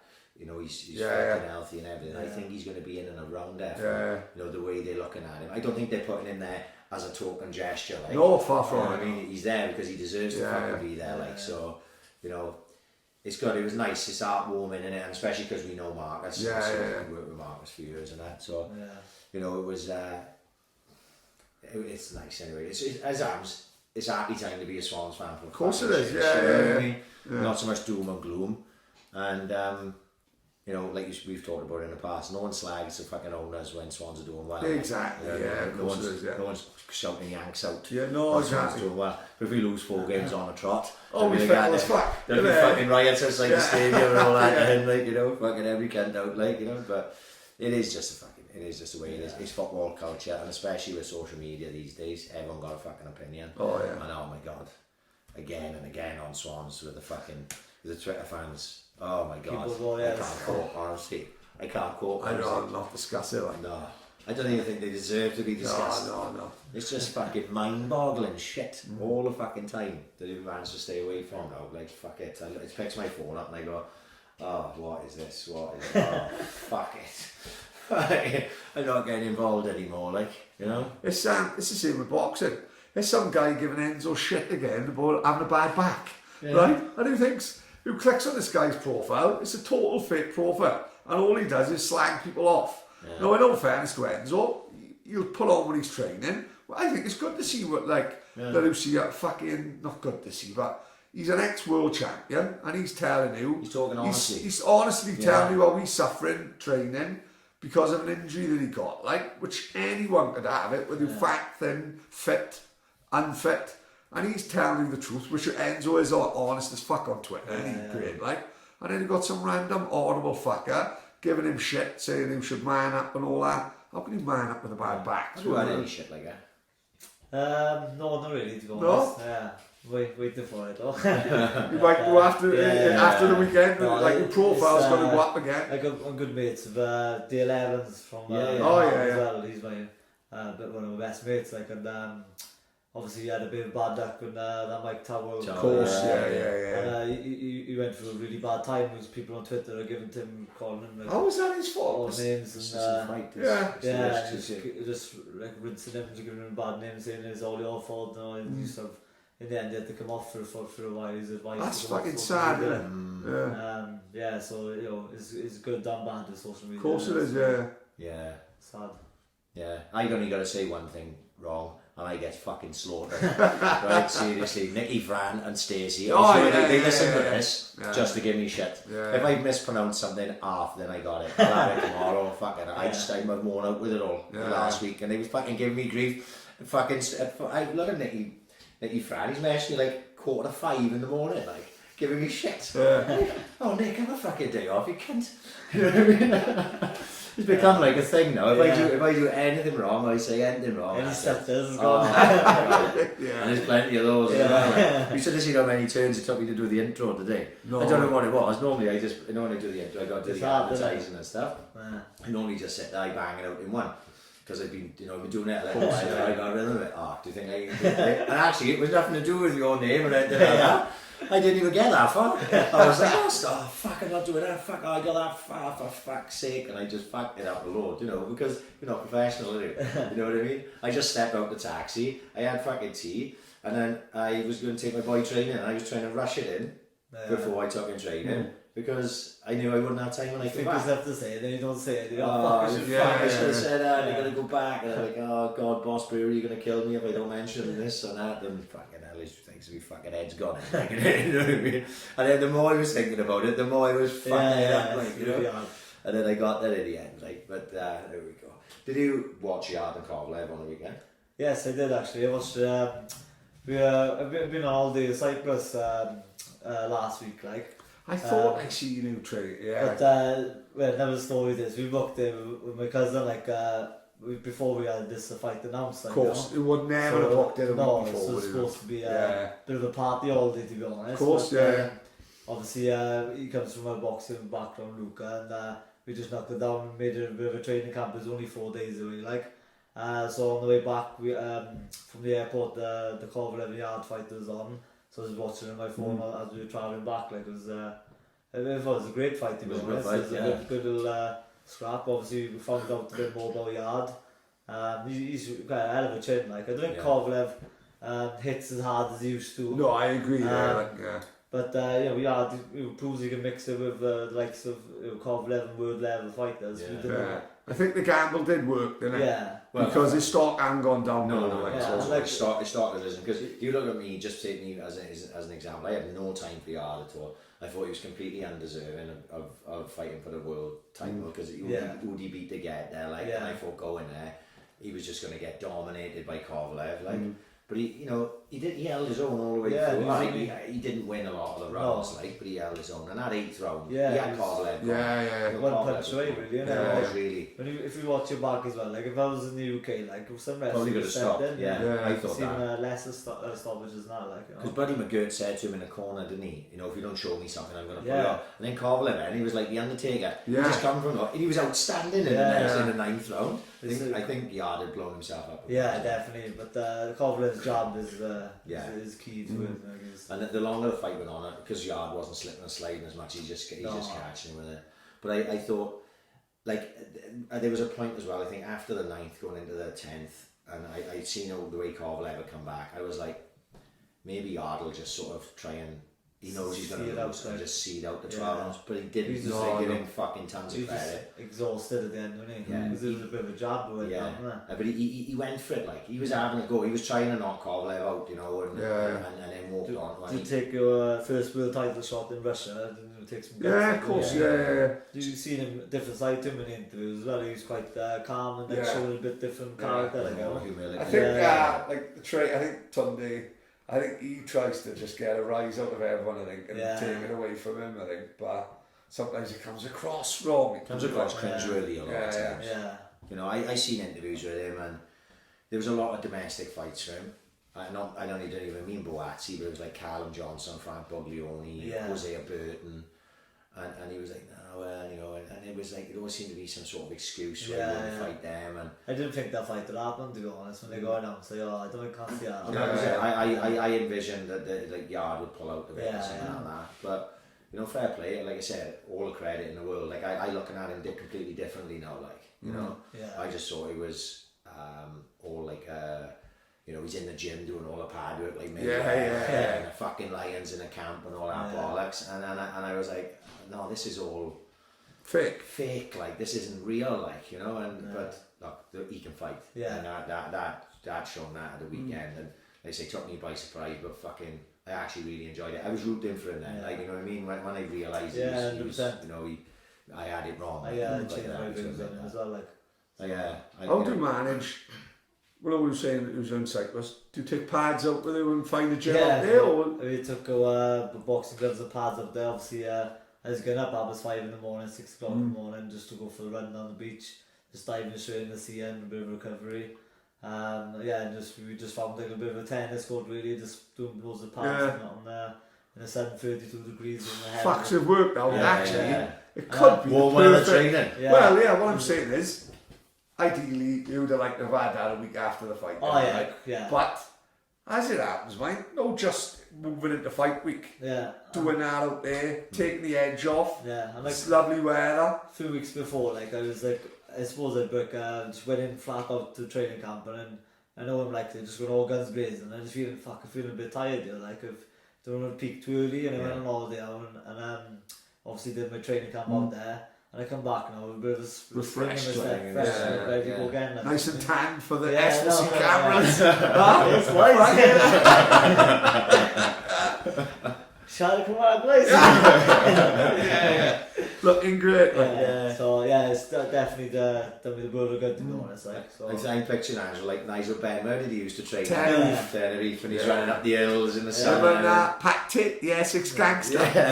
He was fighting all loads of football hooligans up in Tenerife one year. Like, yeah. Can you imagine that? Oh my god. Crazy. I don't think he was mates with Tate. I think he was mates with that Tony Tucker. I think. Right. Either or, they all fucking crackers, and they, you know what I mean?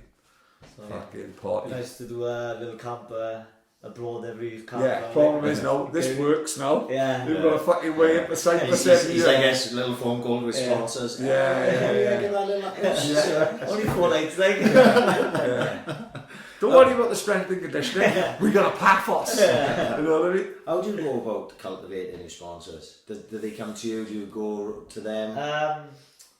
Well, a few months ago, we sat down with a mate of mine and we had a look about putting like a few packages together, like so trying to. I've seen Jay do that. Yeah, make it himself, I think. Make it a bit easier for sponsors. Really, obviously, business these days is hard, really.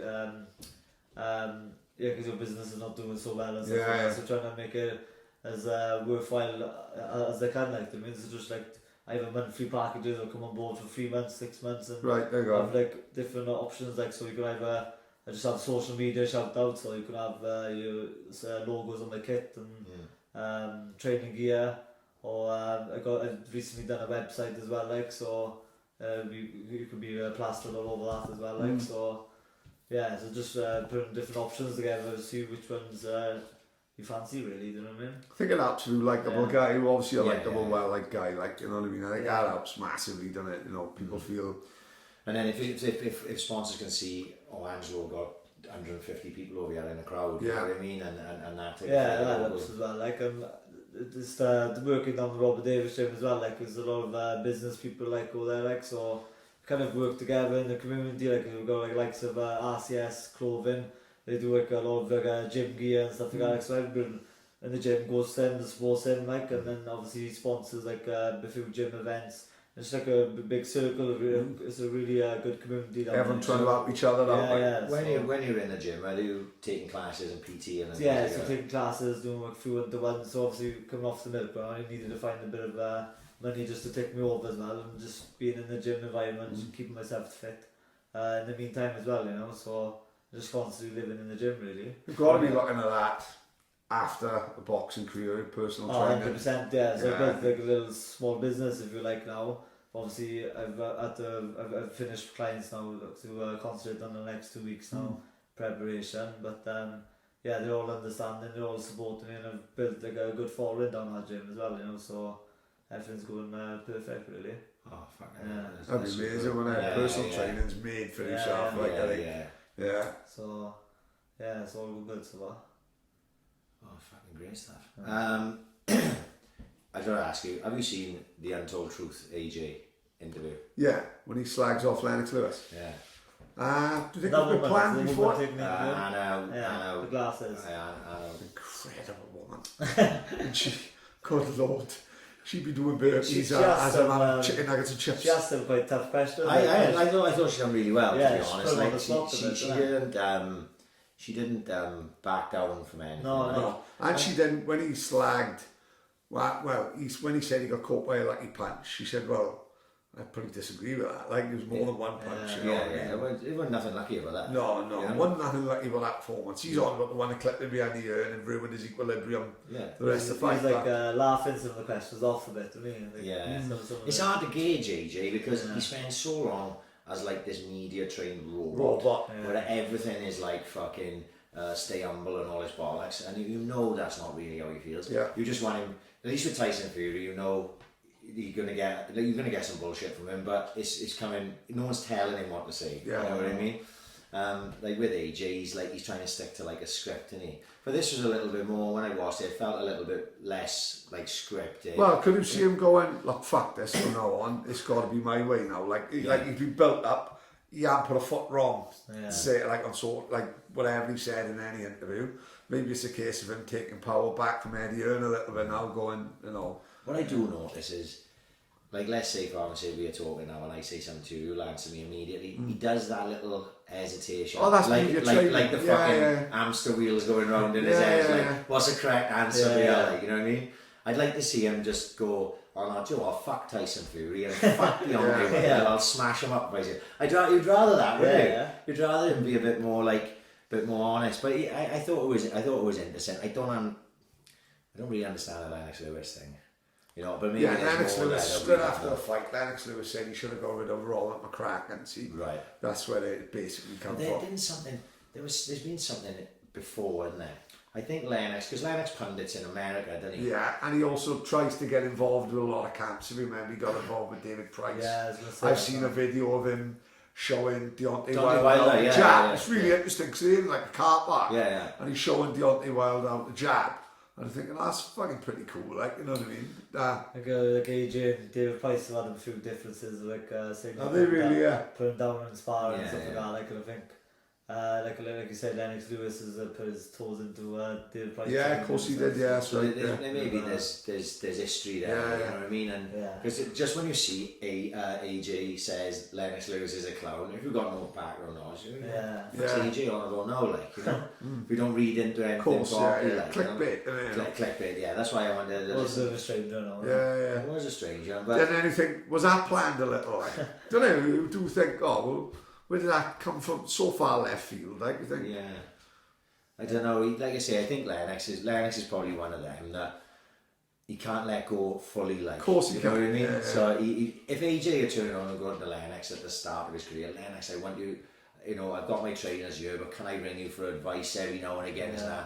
Lennox probably wouldn't be saying those things because they'd be having this conversation behind the scenes. But I think AJ, from what I saw an interview with Spencer Fearon, and he was saying like.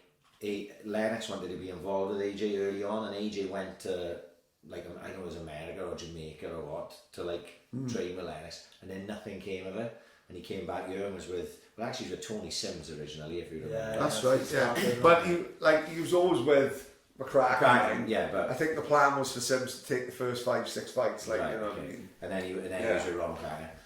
But maybe Lennox got the arse for that, see, because he's gone, possibly, he don't want my fucking advice, does he? You know what I mean? Like the greatest British heavyweight of all time, you know, maybe that's what he's thinking, like. And you can see that. So he's had little niggles in the past, and he had AJ, little things here and there, and then AJ's just had a tip full of it, and when he's had a go at Ron McCracken, I suppose they're friends, as well as in of course, and he's gone, oh, fuck him, he's fucking does my head in, Lennox Lewis, like, you know what I mean? That's probably what it is, but, you know, it's sometimes, like, when you see it and you don't know the background to it, it's like, it just seems out of nowhere, doesn't it, you know, and that's like, fucking hell, that's a big thing. You know? Speaking of interviews, are you an MMA fan? I'm a massive fan, like, obviously, Conor McGregor or something like that, I need to tune in kind of thing, innit? You nearly dipped your toe in though, did you, Budo? Oh, but that would be boxing. That would be cage boxing, of course, I've always fancied, like, a little goal maybe, like, but, I don't know, it's fucking brutal, man. Do you know, well, I'm saying that, right? I've been like... I just box them, like...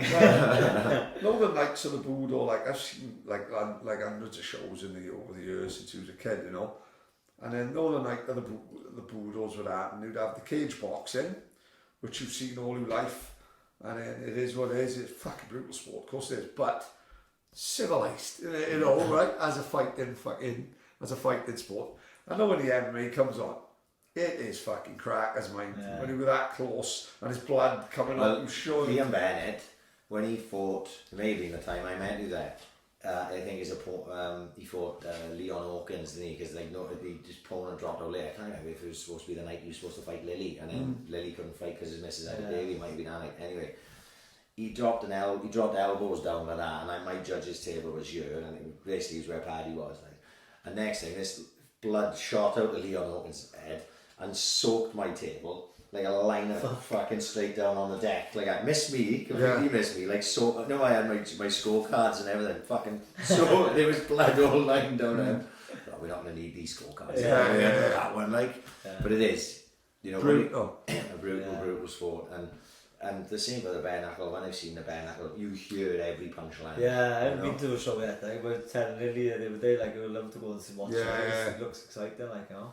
Oh, it's fantastic. I haven't seen a BKB show yet that wasn't really exciting. They're like 50-50 fights, like, you know. Yeah, of course they are, yeah. And sometimes, I got to be honest, sometimes the standard, not so much with Lily and the boys at the top level, like Sean Georges and Daniel, but sometimes, but the wild fights, the standards, everyone's going down. Everyone's going over, like, it's fucking, it's tough. Frank Mir keeps on sharing Daniel Newell's videos, fucking great. Like, I don't know, fucking 5 million views.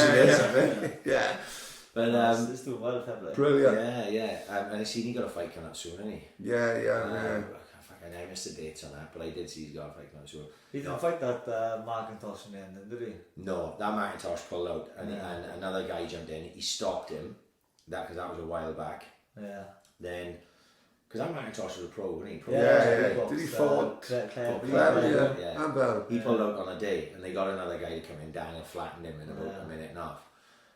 But then he fought, obviously, for the British title, which is the one that Paddy was talking about, where Frank Mir keeps sharing it with, what was his name again? The big boy, I can't even remember. Big tall guy, looked like Andy Carroll. No, that was the very first fight. The Macintosh fight. He was the guy chiseled. CJ Mills. CJ Mills. He fought CJ Mills. Yeah. That was the one where he sparked him against the ropes, and the guy went down heavy, and that's the one Frank Mir keeps sharing. So he was supposed to fight the guy for the world title. The guy he's from Bristol or somewhere down that way. I can't think of his name now either, my fucking head's gone. But that guy, I think it's something to do with like his missus is pregnant or something, she pulled up, so he can't fight him, so he's fighting another guy instead in the interim. And then if he wins that, he'll fight for the world title. There's got a lot of welterweights, glove boxers going into it, and I was like, obviously Tyler Good, John James really has been in there. And I see that John Maynard that's gone in now, isn't he? Is he really? Is he really? Is that what right, I seen like a couple of announcements with him, didn't click on them. That's what it was it really? So they've all fought each other as a pro boxer as well, so it'll be interesting to see how they get on, like. More big names going there all the time. What was going to get? It was Conor McGregor's apology fucking interview. Did you see it? Ridiculous. Right. Simply because if he's going to apologise for that, you've got to do it there and then. Yeah. You actually hit that guy in April. But only now the video's coming out. So like the apology is just insincere. It's to save face. Like if it was a true apology, you would have made it in April, said I've done this, I made a mistake. You don't apologise just because TMZ had it and showed it to the masses. Like, you know what I mean? I thought it was a strange interview. The last or the first part, because Ariel Irani was putting it on in fair play.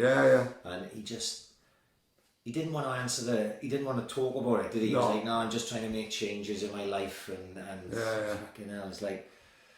And then, because it's Conor McGregor, like, it's the same again. It doesn't seem sincere to me, like, you know what I mean? You're just waiting for him to do another fucking stupid thing, because that's what he's done. Isn't it mad how I think, like, people are turning against him now really are that, now is the time where I think everyone's going, enough is enough, like. Mad how a world can come from up there, he literally had everything to... the most popular sportsman in the world. Easily, when he fought Mayweather, he was the biggest sports star on the planet, like, you know. And then it's not even that long ago, really, is it? A year ago, is it? 2 years ago? A couple of years, maybe, And it's just, now, and I hope what he's saying is true, don't get me wrong, right? Because MMA and the UFC in general is a better sport for having Conor McGregor in it, right? Because when all the bullshit aside, he's a world-class fighter in MMA, like. And there's great fights for him in the UFC, still, like. And, he's a character, he brings loads of eyes to it, everything he does is a big event. I don't get up early in the morning to watch UFC anymore. I just haven't got the fucking energy, like. But if Conor McGregor's fighting, Conor McGregor could be fighting a fucking, horse pipe. I'm going to get up in the morning and I'm going to fucking watch it, like, So, but it seems strange, like, he's never really been glowing about other fighters, but it was a large part of it where he was like, Nate Diaz, I know, absolutely brilliant. Yeah, exactly. My Mexican friend. Yeah, and it was all like, ooh, friends, UFC friends. I was like, where'd that come from? I don't know, it seemed really strange to me, like, Nate Diaz probably fucking smoking a joint and calling him a fucking Irish cunt, exactly, fucking bog trotter and stuff like that, like. But I hope he comes back and I hope he's genuine, because I just want to see him in Nate Diaz 3.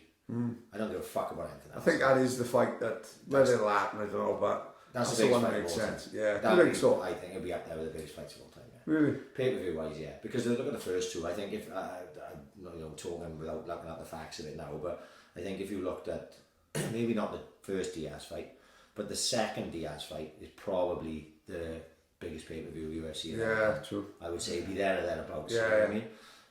Because Conor McGregor was a big draw anyway, but then he's got to go back in and fight the guy who beat him. Then Diaz is a big draw, so Diaz Masvidal will be big. It won't be nothing like. But it won't be nothing like that. No. But Diaz Masvidal will be big. Yeah. It'll be a big pay-per-view. And it'll be a great fight. And a great fight. But the problem is he loses to Masvidal. It's not. Which is very fucking, you know what I mean? It's like that fight, 50-50. Then the fight with Conor then isn't a big fight. Yeah. Yeah, it seems far away. If he beats Masvidal and then goes, I want fucking Conor McGregor, that fight is monstrous. Yeah. That fight is absolutely monstrous. The biggest fight that can be made. Yeah. But he was talking about he wants to fight Khabib again. I'm like, no, I don't want to see that. No, fight Alec Plague. How do you think Jack Shaw's going to get on with that? Well, I'm excited anyway about seeing Jack Shaw. Obviously, is he going to America now? He's fighting in America, is he? Well, he's on the card. Oh, right, That's that's card. Yeah. We talked about Jack Shaw a little bit on here, and he when he had the tests stepping up through nationally, he just looked better than everyone. This would probably be his toughest fight ever, and then he's dominating. Yeah. He was ready. Maybe ready a couple of fights ago for the UFC, but I know he didn't want to. He didn't want to. He's still young, and I got to be honest. I don't know a single thing about the guy he's fighting. No. But it seems to me as soon as you get in the UFC, every fight is a tough fight. Of course, you don't you don't start off building a record. No. You. But that's probably a good thing about it as well, mind. What the UFC is? The UFC is the fucking elite of the elite, and that's it. And even if you're fucking not ranked in the top 15 in the UFC, you're still a fucking fantastic fighter to even be recognised by the UFC and be on that level. I always say so Brett Jones, Jack Marshall, they're all some brilliant Welsh, British and Cage Warriors fighters, but it's 100 of them. You know what I mean? It's a 50-60 Brett Jones. Of course, And like you say, Brett had done brilliantly. He's done the best of all the Welsh fighters as regards the level he got. Because I think he was ranked 8 in the world at one point. After the car slicer and that. Yeah. But then when you fight that next level, that Aljamain Sterling, that 3, 2, 3, 4 in the world, that's another level again. And it's only a little gap if you looked at it on a piece of paper. It don't look like much, that jump from 8th to 4th, so I say. But it's a fucking big jump, and Brett found that because the 2 fights he lost, those guys are ranked in the top 5 in the world now, and those are the levels. Will Jack Shaw shown everything so far that he's got the ability to push to that level, but it's as you got the ability to push to that next level, that's hard to say, isn't it? But to get that far is fucking. We talked about it with John and that, and Brett on him. It's a massive fucking thing. People don't realise. I don't think it's easy to get to that level. With boxing, sometimes you can get the right promoter behind you, and they like you, and you sell, thousands of tickets, and they'll push you on. You look at the boy, not to slag him off because he was in some great fights. Who was the boy that fought? I can't think of his name now. Sean Dodd, Masha Dodd. Oh yeah. Masha Dodd was one much a journeyman, but he wasn't really thought of as that. Yeah. But he was. I know he's from Preston or something like that. He's from somewhere like that. He was bringing loads and loads of people. So the next day, Eddie Hearn looks at it and goes, "Fuck me, this guy sold 1,500 tickets to this fight." Yeah. And he beats. I think Cardle when he had the first Cardle fight, wasn't it? And was that? Did he get robbed in that one? It was one of them was dodgy, and they made him have the rematch, didn't they? And next thing, Eddie Hearn's going, fuck me, this guy's selling 1,500 tickets every time he fights. Masha Dodd's part of Matchroom fucking stable now. And anyone they've got coming through, they get Masha Dodd's like the gatekeeper of that sort of weight class. You might not achieve titles and all that, but he learn a good living. I think Cordina fought him, didn't he? Cordina 12 rounds, didn't he? There we are, see, I remember watching a fight, it was on the what's the cards when they have the ones next gen.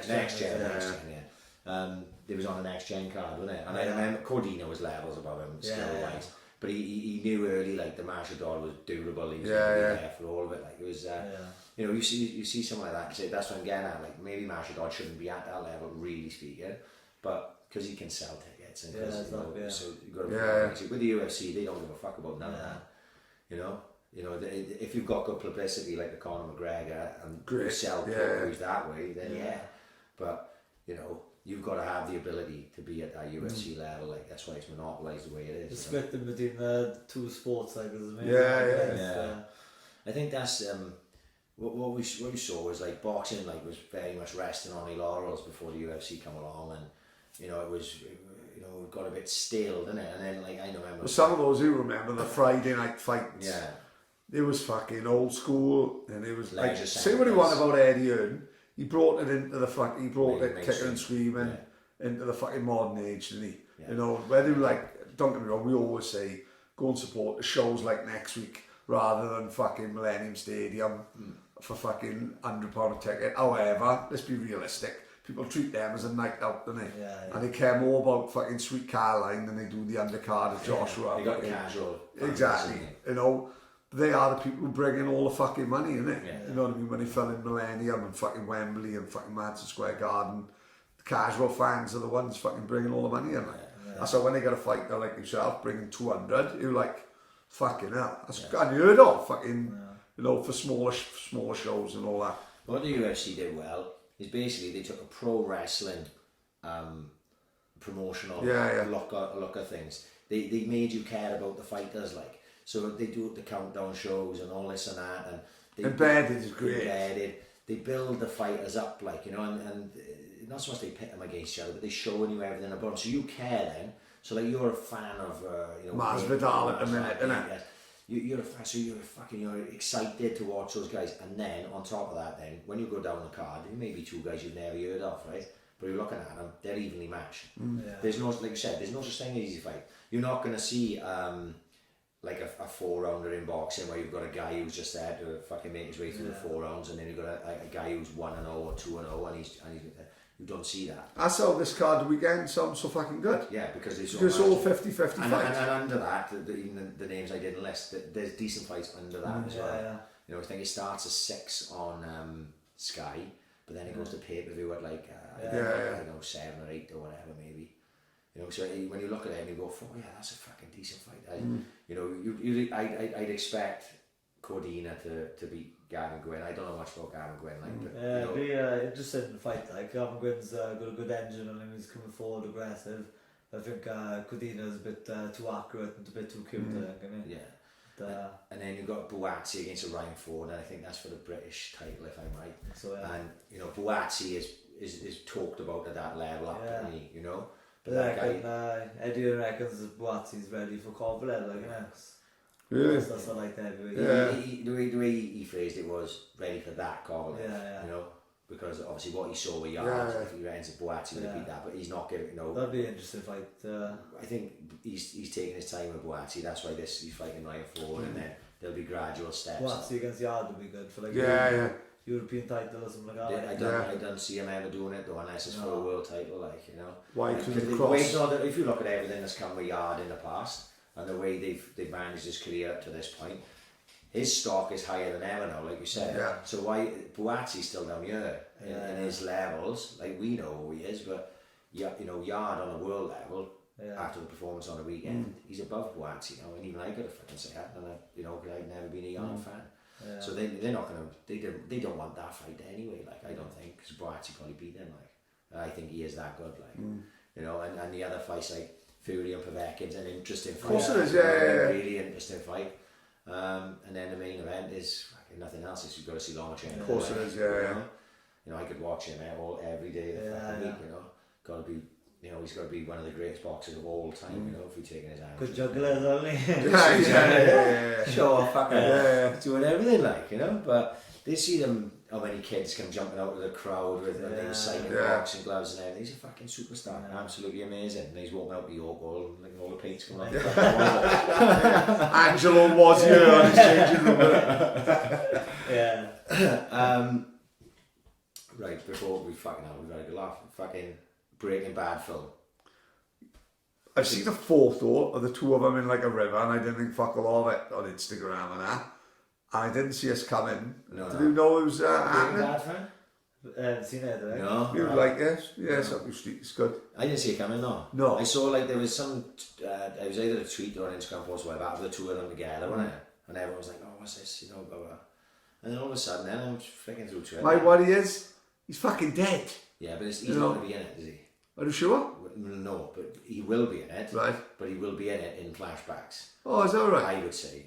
Because he's dead, isn't he? He's on the fucking deck. Yeah. You Did know we what I talk mean? about that Badfinger song? Which bad?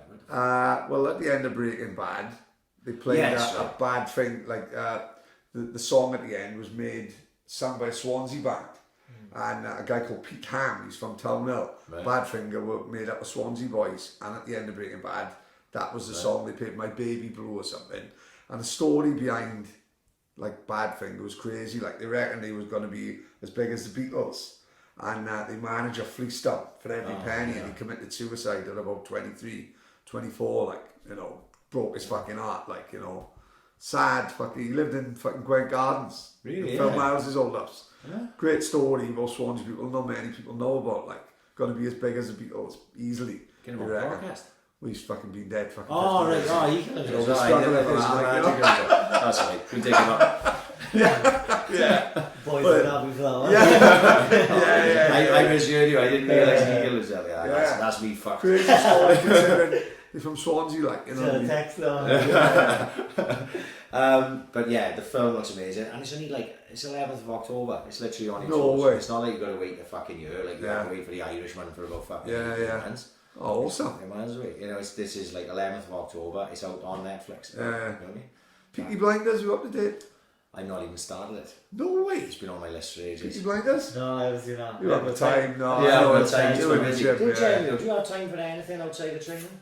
I got 2 children as well. Right. So my daughter Olivia's 7, my boy Zayn is 3. Obviously don't live with the mother and stuff, but I have them every other weekend and in the week twice. Yeah. Like, so So that's another thing you've got to flip back and so forth, you know, that's, fitting in. that's my fun, to be honest. Yeah, I can I don't imagine. really see They're a the nice age, eh? Sounds like a good laugh, like, So I don't see the boys much really, just either in the gym, in work, or just with the kids. Like, yeah. obviously I'll have a bit of a blowout after the fight, like. Oh, I Yeah, can of imagine, course, yeah. So yeah, they're my fun at the No, amazing. Yeah. I think as you get older, do you fucking feel like you're doing more and more and more? Oh, I don't 100%. feel like I got any fucking No, time. is you think sometimes I think fucking hell. As you said, football, podcast, whether it be boxing, training, it just seems to the day runs out of hours. Yeah, I don't know about it because I go to work early in the morning. I start work about 6, finishes about 8:30, 9 o'clock, right?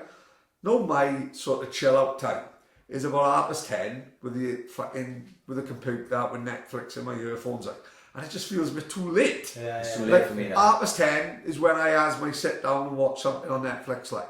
So I can never watch a film all, otherwise I'll be up to 1 in the morning, like, and I'm up to fucking 5 then. My snooze button, and I got weird sleeping habits. You're gonna call me fucking crazy. I like to set my alarm for 4:30, then 5. Right. Then 5:30. You're not the only person No like one, that. no one wakes up in the house. They can sleep through fucking earthquakes. They don't give a fuck, right? But then I like to have a 25 to 6, a 20 to 6, and then what usually happens? Then I got the phone in bed and I'm waking up at 6:45. I'm an hour and a half late. And I'm fucking driving like fucking Burt Reynolds up the Llansamlet. It's a fucking nightmare. I've got weird fucking. I could knock the alarm tone like. all the Right, time. yeah. I knew up and gone, like. Yeah, I'm the same, man. I call the morning burst and like when it's so it's right this go like. Yeah. So, My habit comes from when I was working in Royal Mail, and I had an alarm clock, and at the time we were 5 o'clock starts, so I used to get up at 4:30. So I had my alarm clock next to me, and then it was just an old little alarm clock, Yeah. and I go like that, and I go click it off, and go, I'll have a minute, and then I no. wake up at like 5:05. Yeah, that minute is a nightmare. Yeah. it's like So, 10 seconds. yeah. that's Can it. you imagine? No one who's sleepy, you think, I'll have a minute. Nobody thinks like I had it. 5:49. You twat. I don't get up at 49. I'm waiting until 50 minimum. Yeah. You know what I mean? And that minute fucking I know. just never comes. Yeah, it's crazy. So what I had to start doing, right, was because my old man was fucking giving me grief because my old man was like, it's fucking 5:15, you haven't gone to work, you prick. And I was like, fuck. This is years ago. Like. So I had to put my alarm clock the other side of the room. Yeah. Good idea. Right. So it's got, and it was noisy fucking, and I had to get out the bed to go and turn it off. So I still got that process now, like, you know, my alarm clock goes up and sometimes I turned it off and I haven't even realised I fucking got out of bed. Yeah. What the fuck? Yeah. How did I get over here? Like, but I think it's like, you know, now we've been doing it for a fucking long time, but I couldn't do that 4 hours. Oh mate, I don't recommend it. It don't work. No. Genuinely, it fucks me up big time. Especially now with the diabetes. After I'm going for the piss. Saying fucking, I hate them ones. If I wake up at like, I guess up at 5:20 every morning, right? So if I wakes up at 10 to 5 and I'm busting for the piss, I hate that. I'm like, oh fuck off! My fucking alarm's gonna go off. I'm like, this is going to be the best 30 minutes of my life. When I goes back into bed, fucking I love hour. I'm more happy about a 1 o'clock piss. Right, you know, okay, yeah. Fucking 4.5 hours, fuck that. I'm going straight back to fucking bed. I'm there watching Valkyrie at 1 o'clock. You know what I mean? I've still got 2 hours left of the film. Fucking nightmare. I don't know who stay up that late when you got to go. This is my latest night.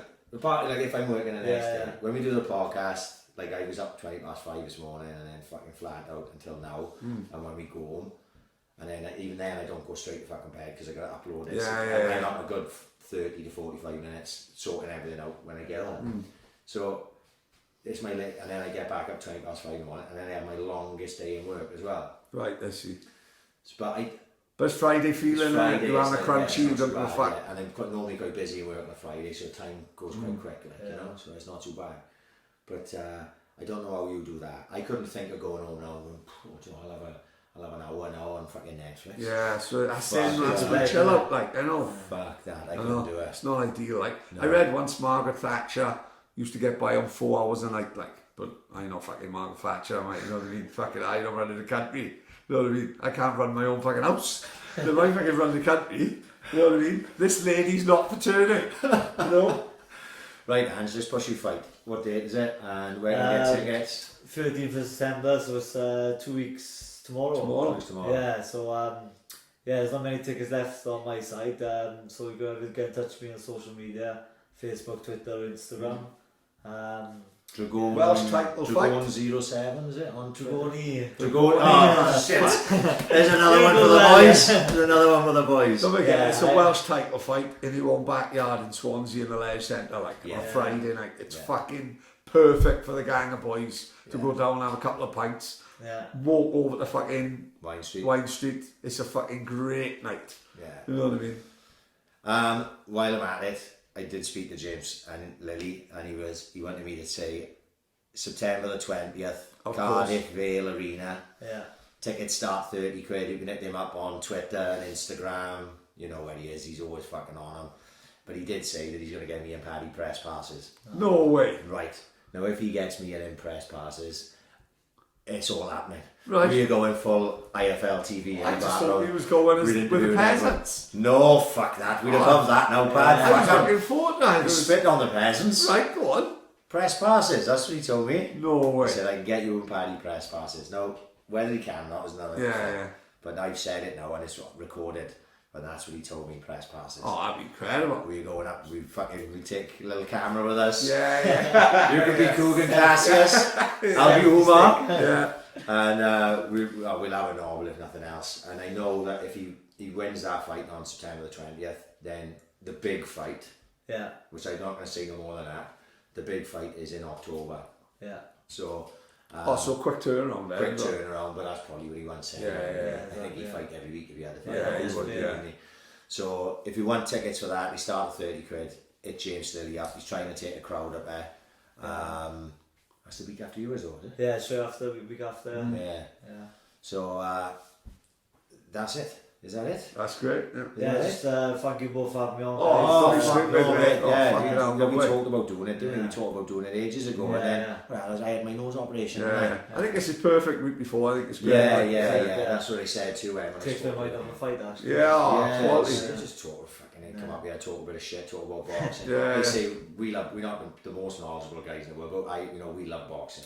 Fucking massively, and you always want local guys to do well. You know what I mean? And that's even if you don't know them and you haven't met them, you keep an eye out on how they do, and try and support the best you can. And you know, yourself now and James and fucking whoever else, Jay obviously, fucking, you know, we're open for the fucking best, like, so, Next time I come on, I'll have the Welsh belt, don't I? Yes, we do like a belt. We do, and we don't on about size 36 on next. No, you know what I mean? No. Yeah. That's the one thing we've done. We've blagged some fucking great experiences since we started this, and we, you know what I mean? Like, I didn't know Enzo before Enzo came on the podcast, you know what I mean? Now me and Enzo chatting on Twitter all the time, like, oh, mates with Enzo McInerney, you know what I mean? Swansea's fucking great as ever boxer, like, and you know, it's been great experiences. Like I told you now just before we started recording, the British title, like, I never thought that I'd be holding a fucking boxing community. It's brilliant, really got it. It's fucking amazing. Those you guys as well, like, we're getting great exposure as well, so hats off to you. Oh no, what do we go? Fucking hell,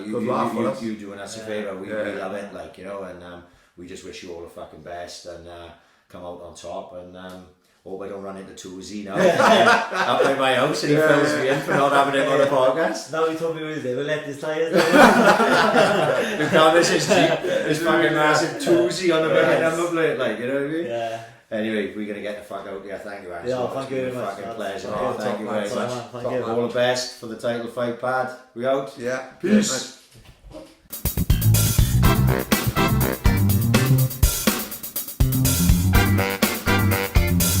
Ambition is critical.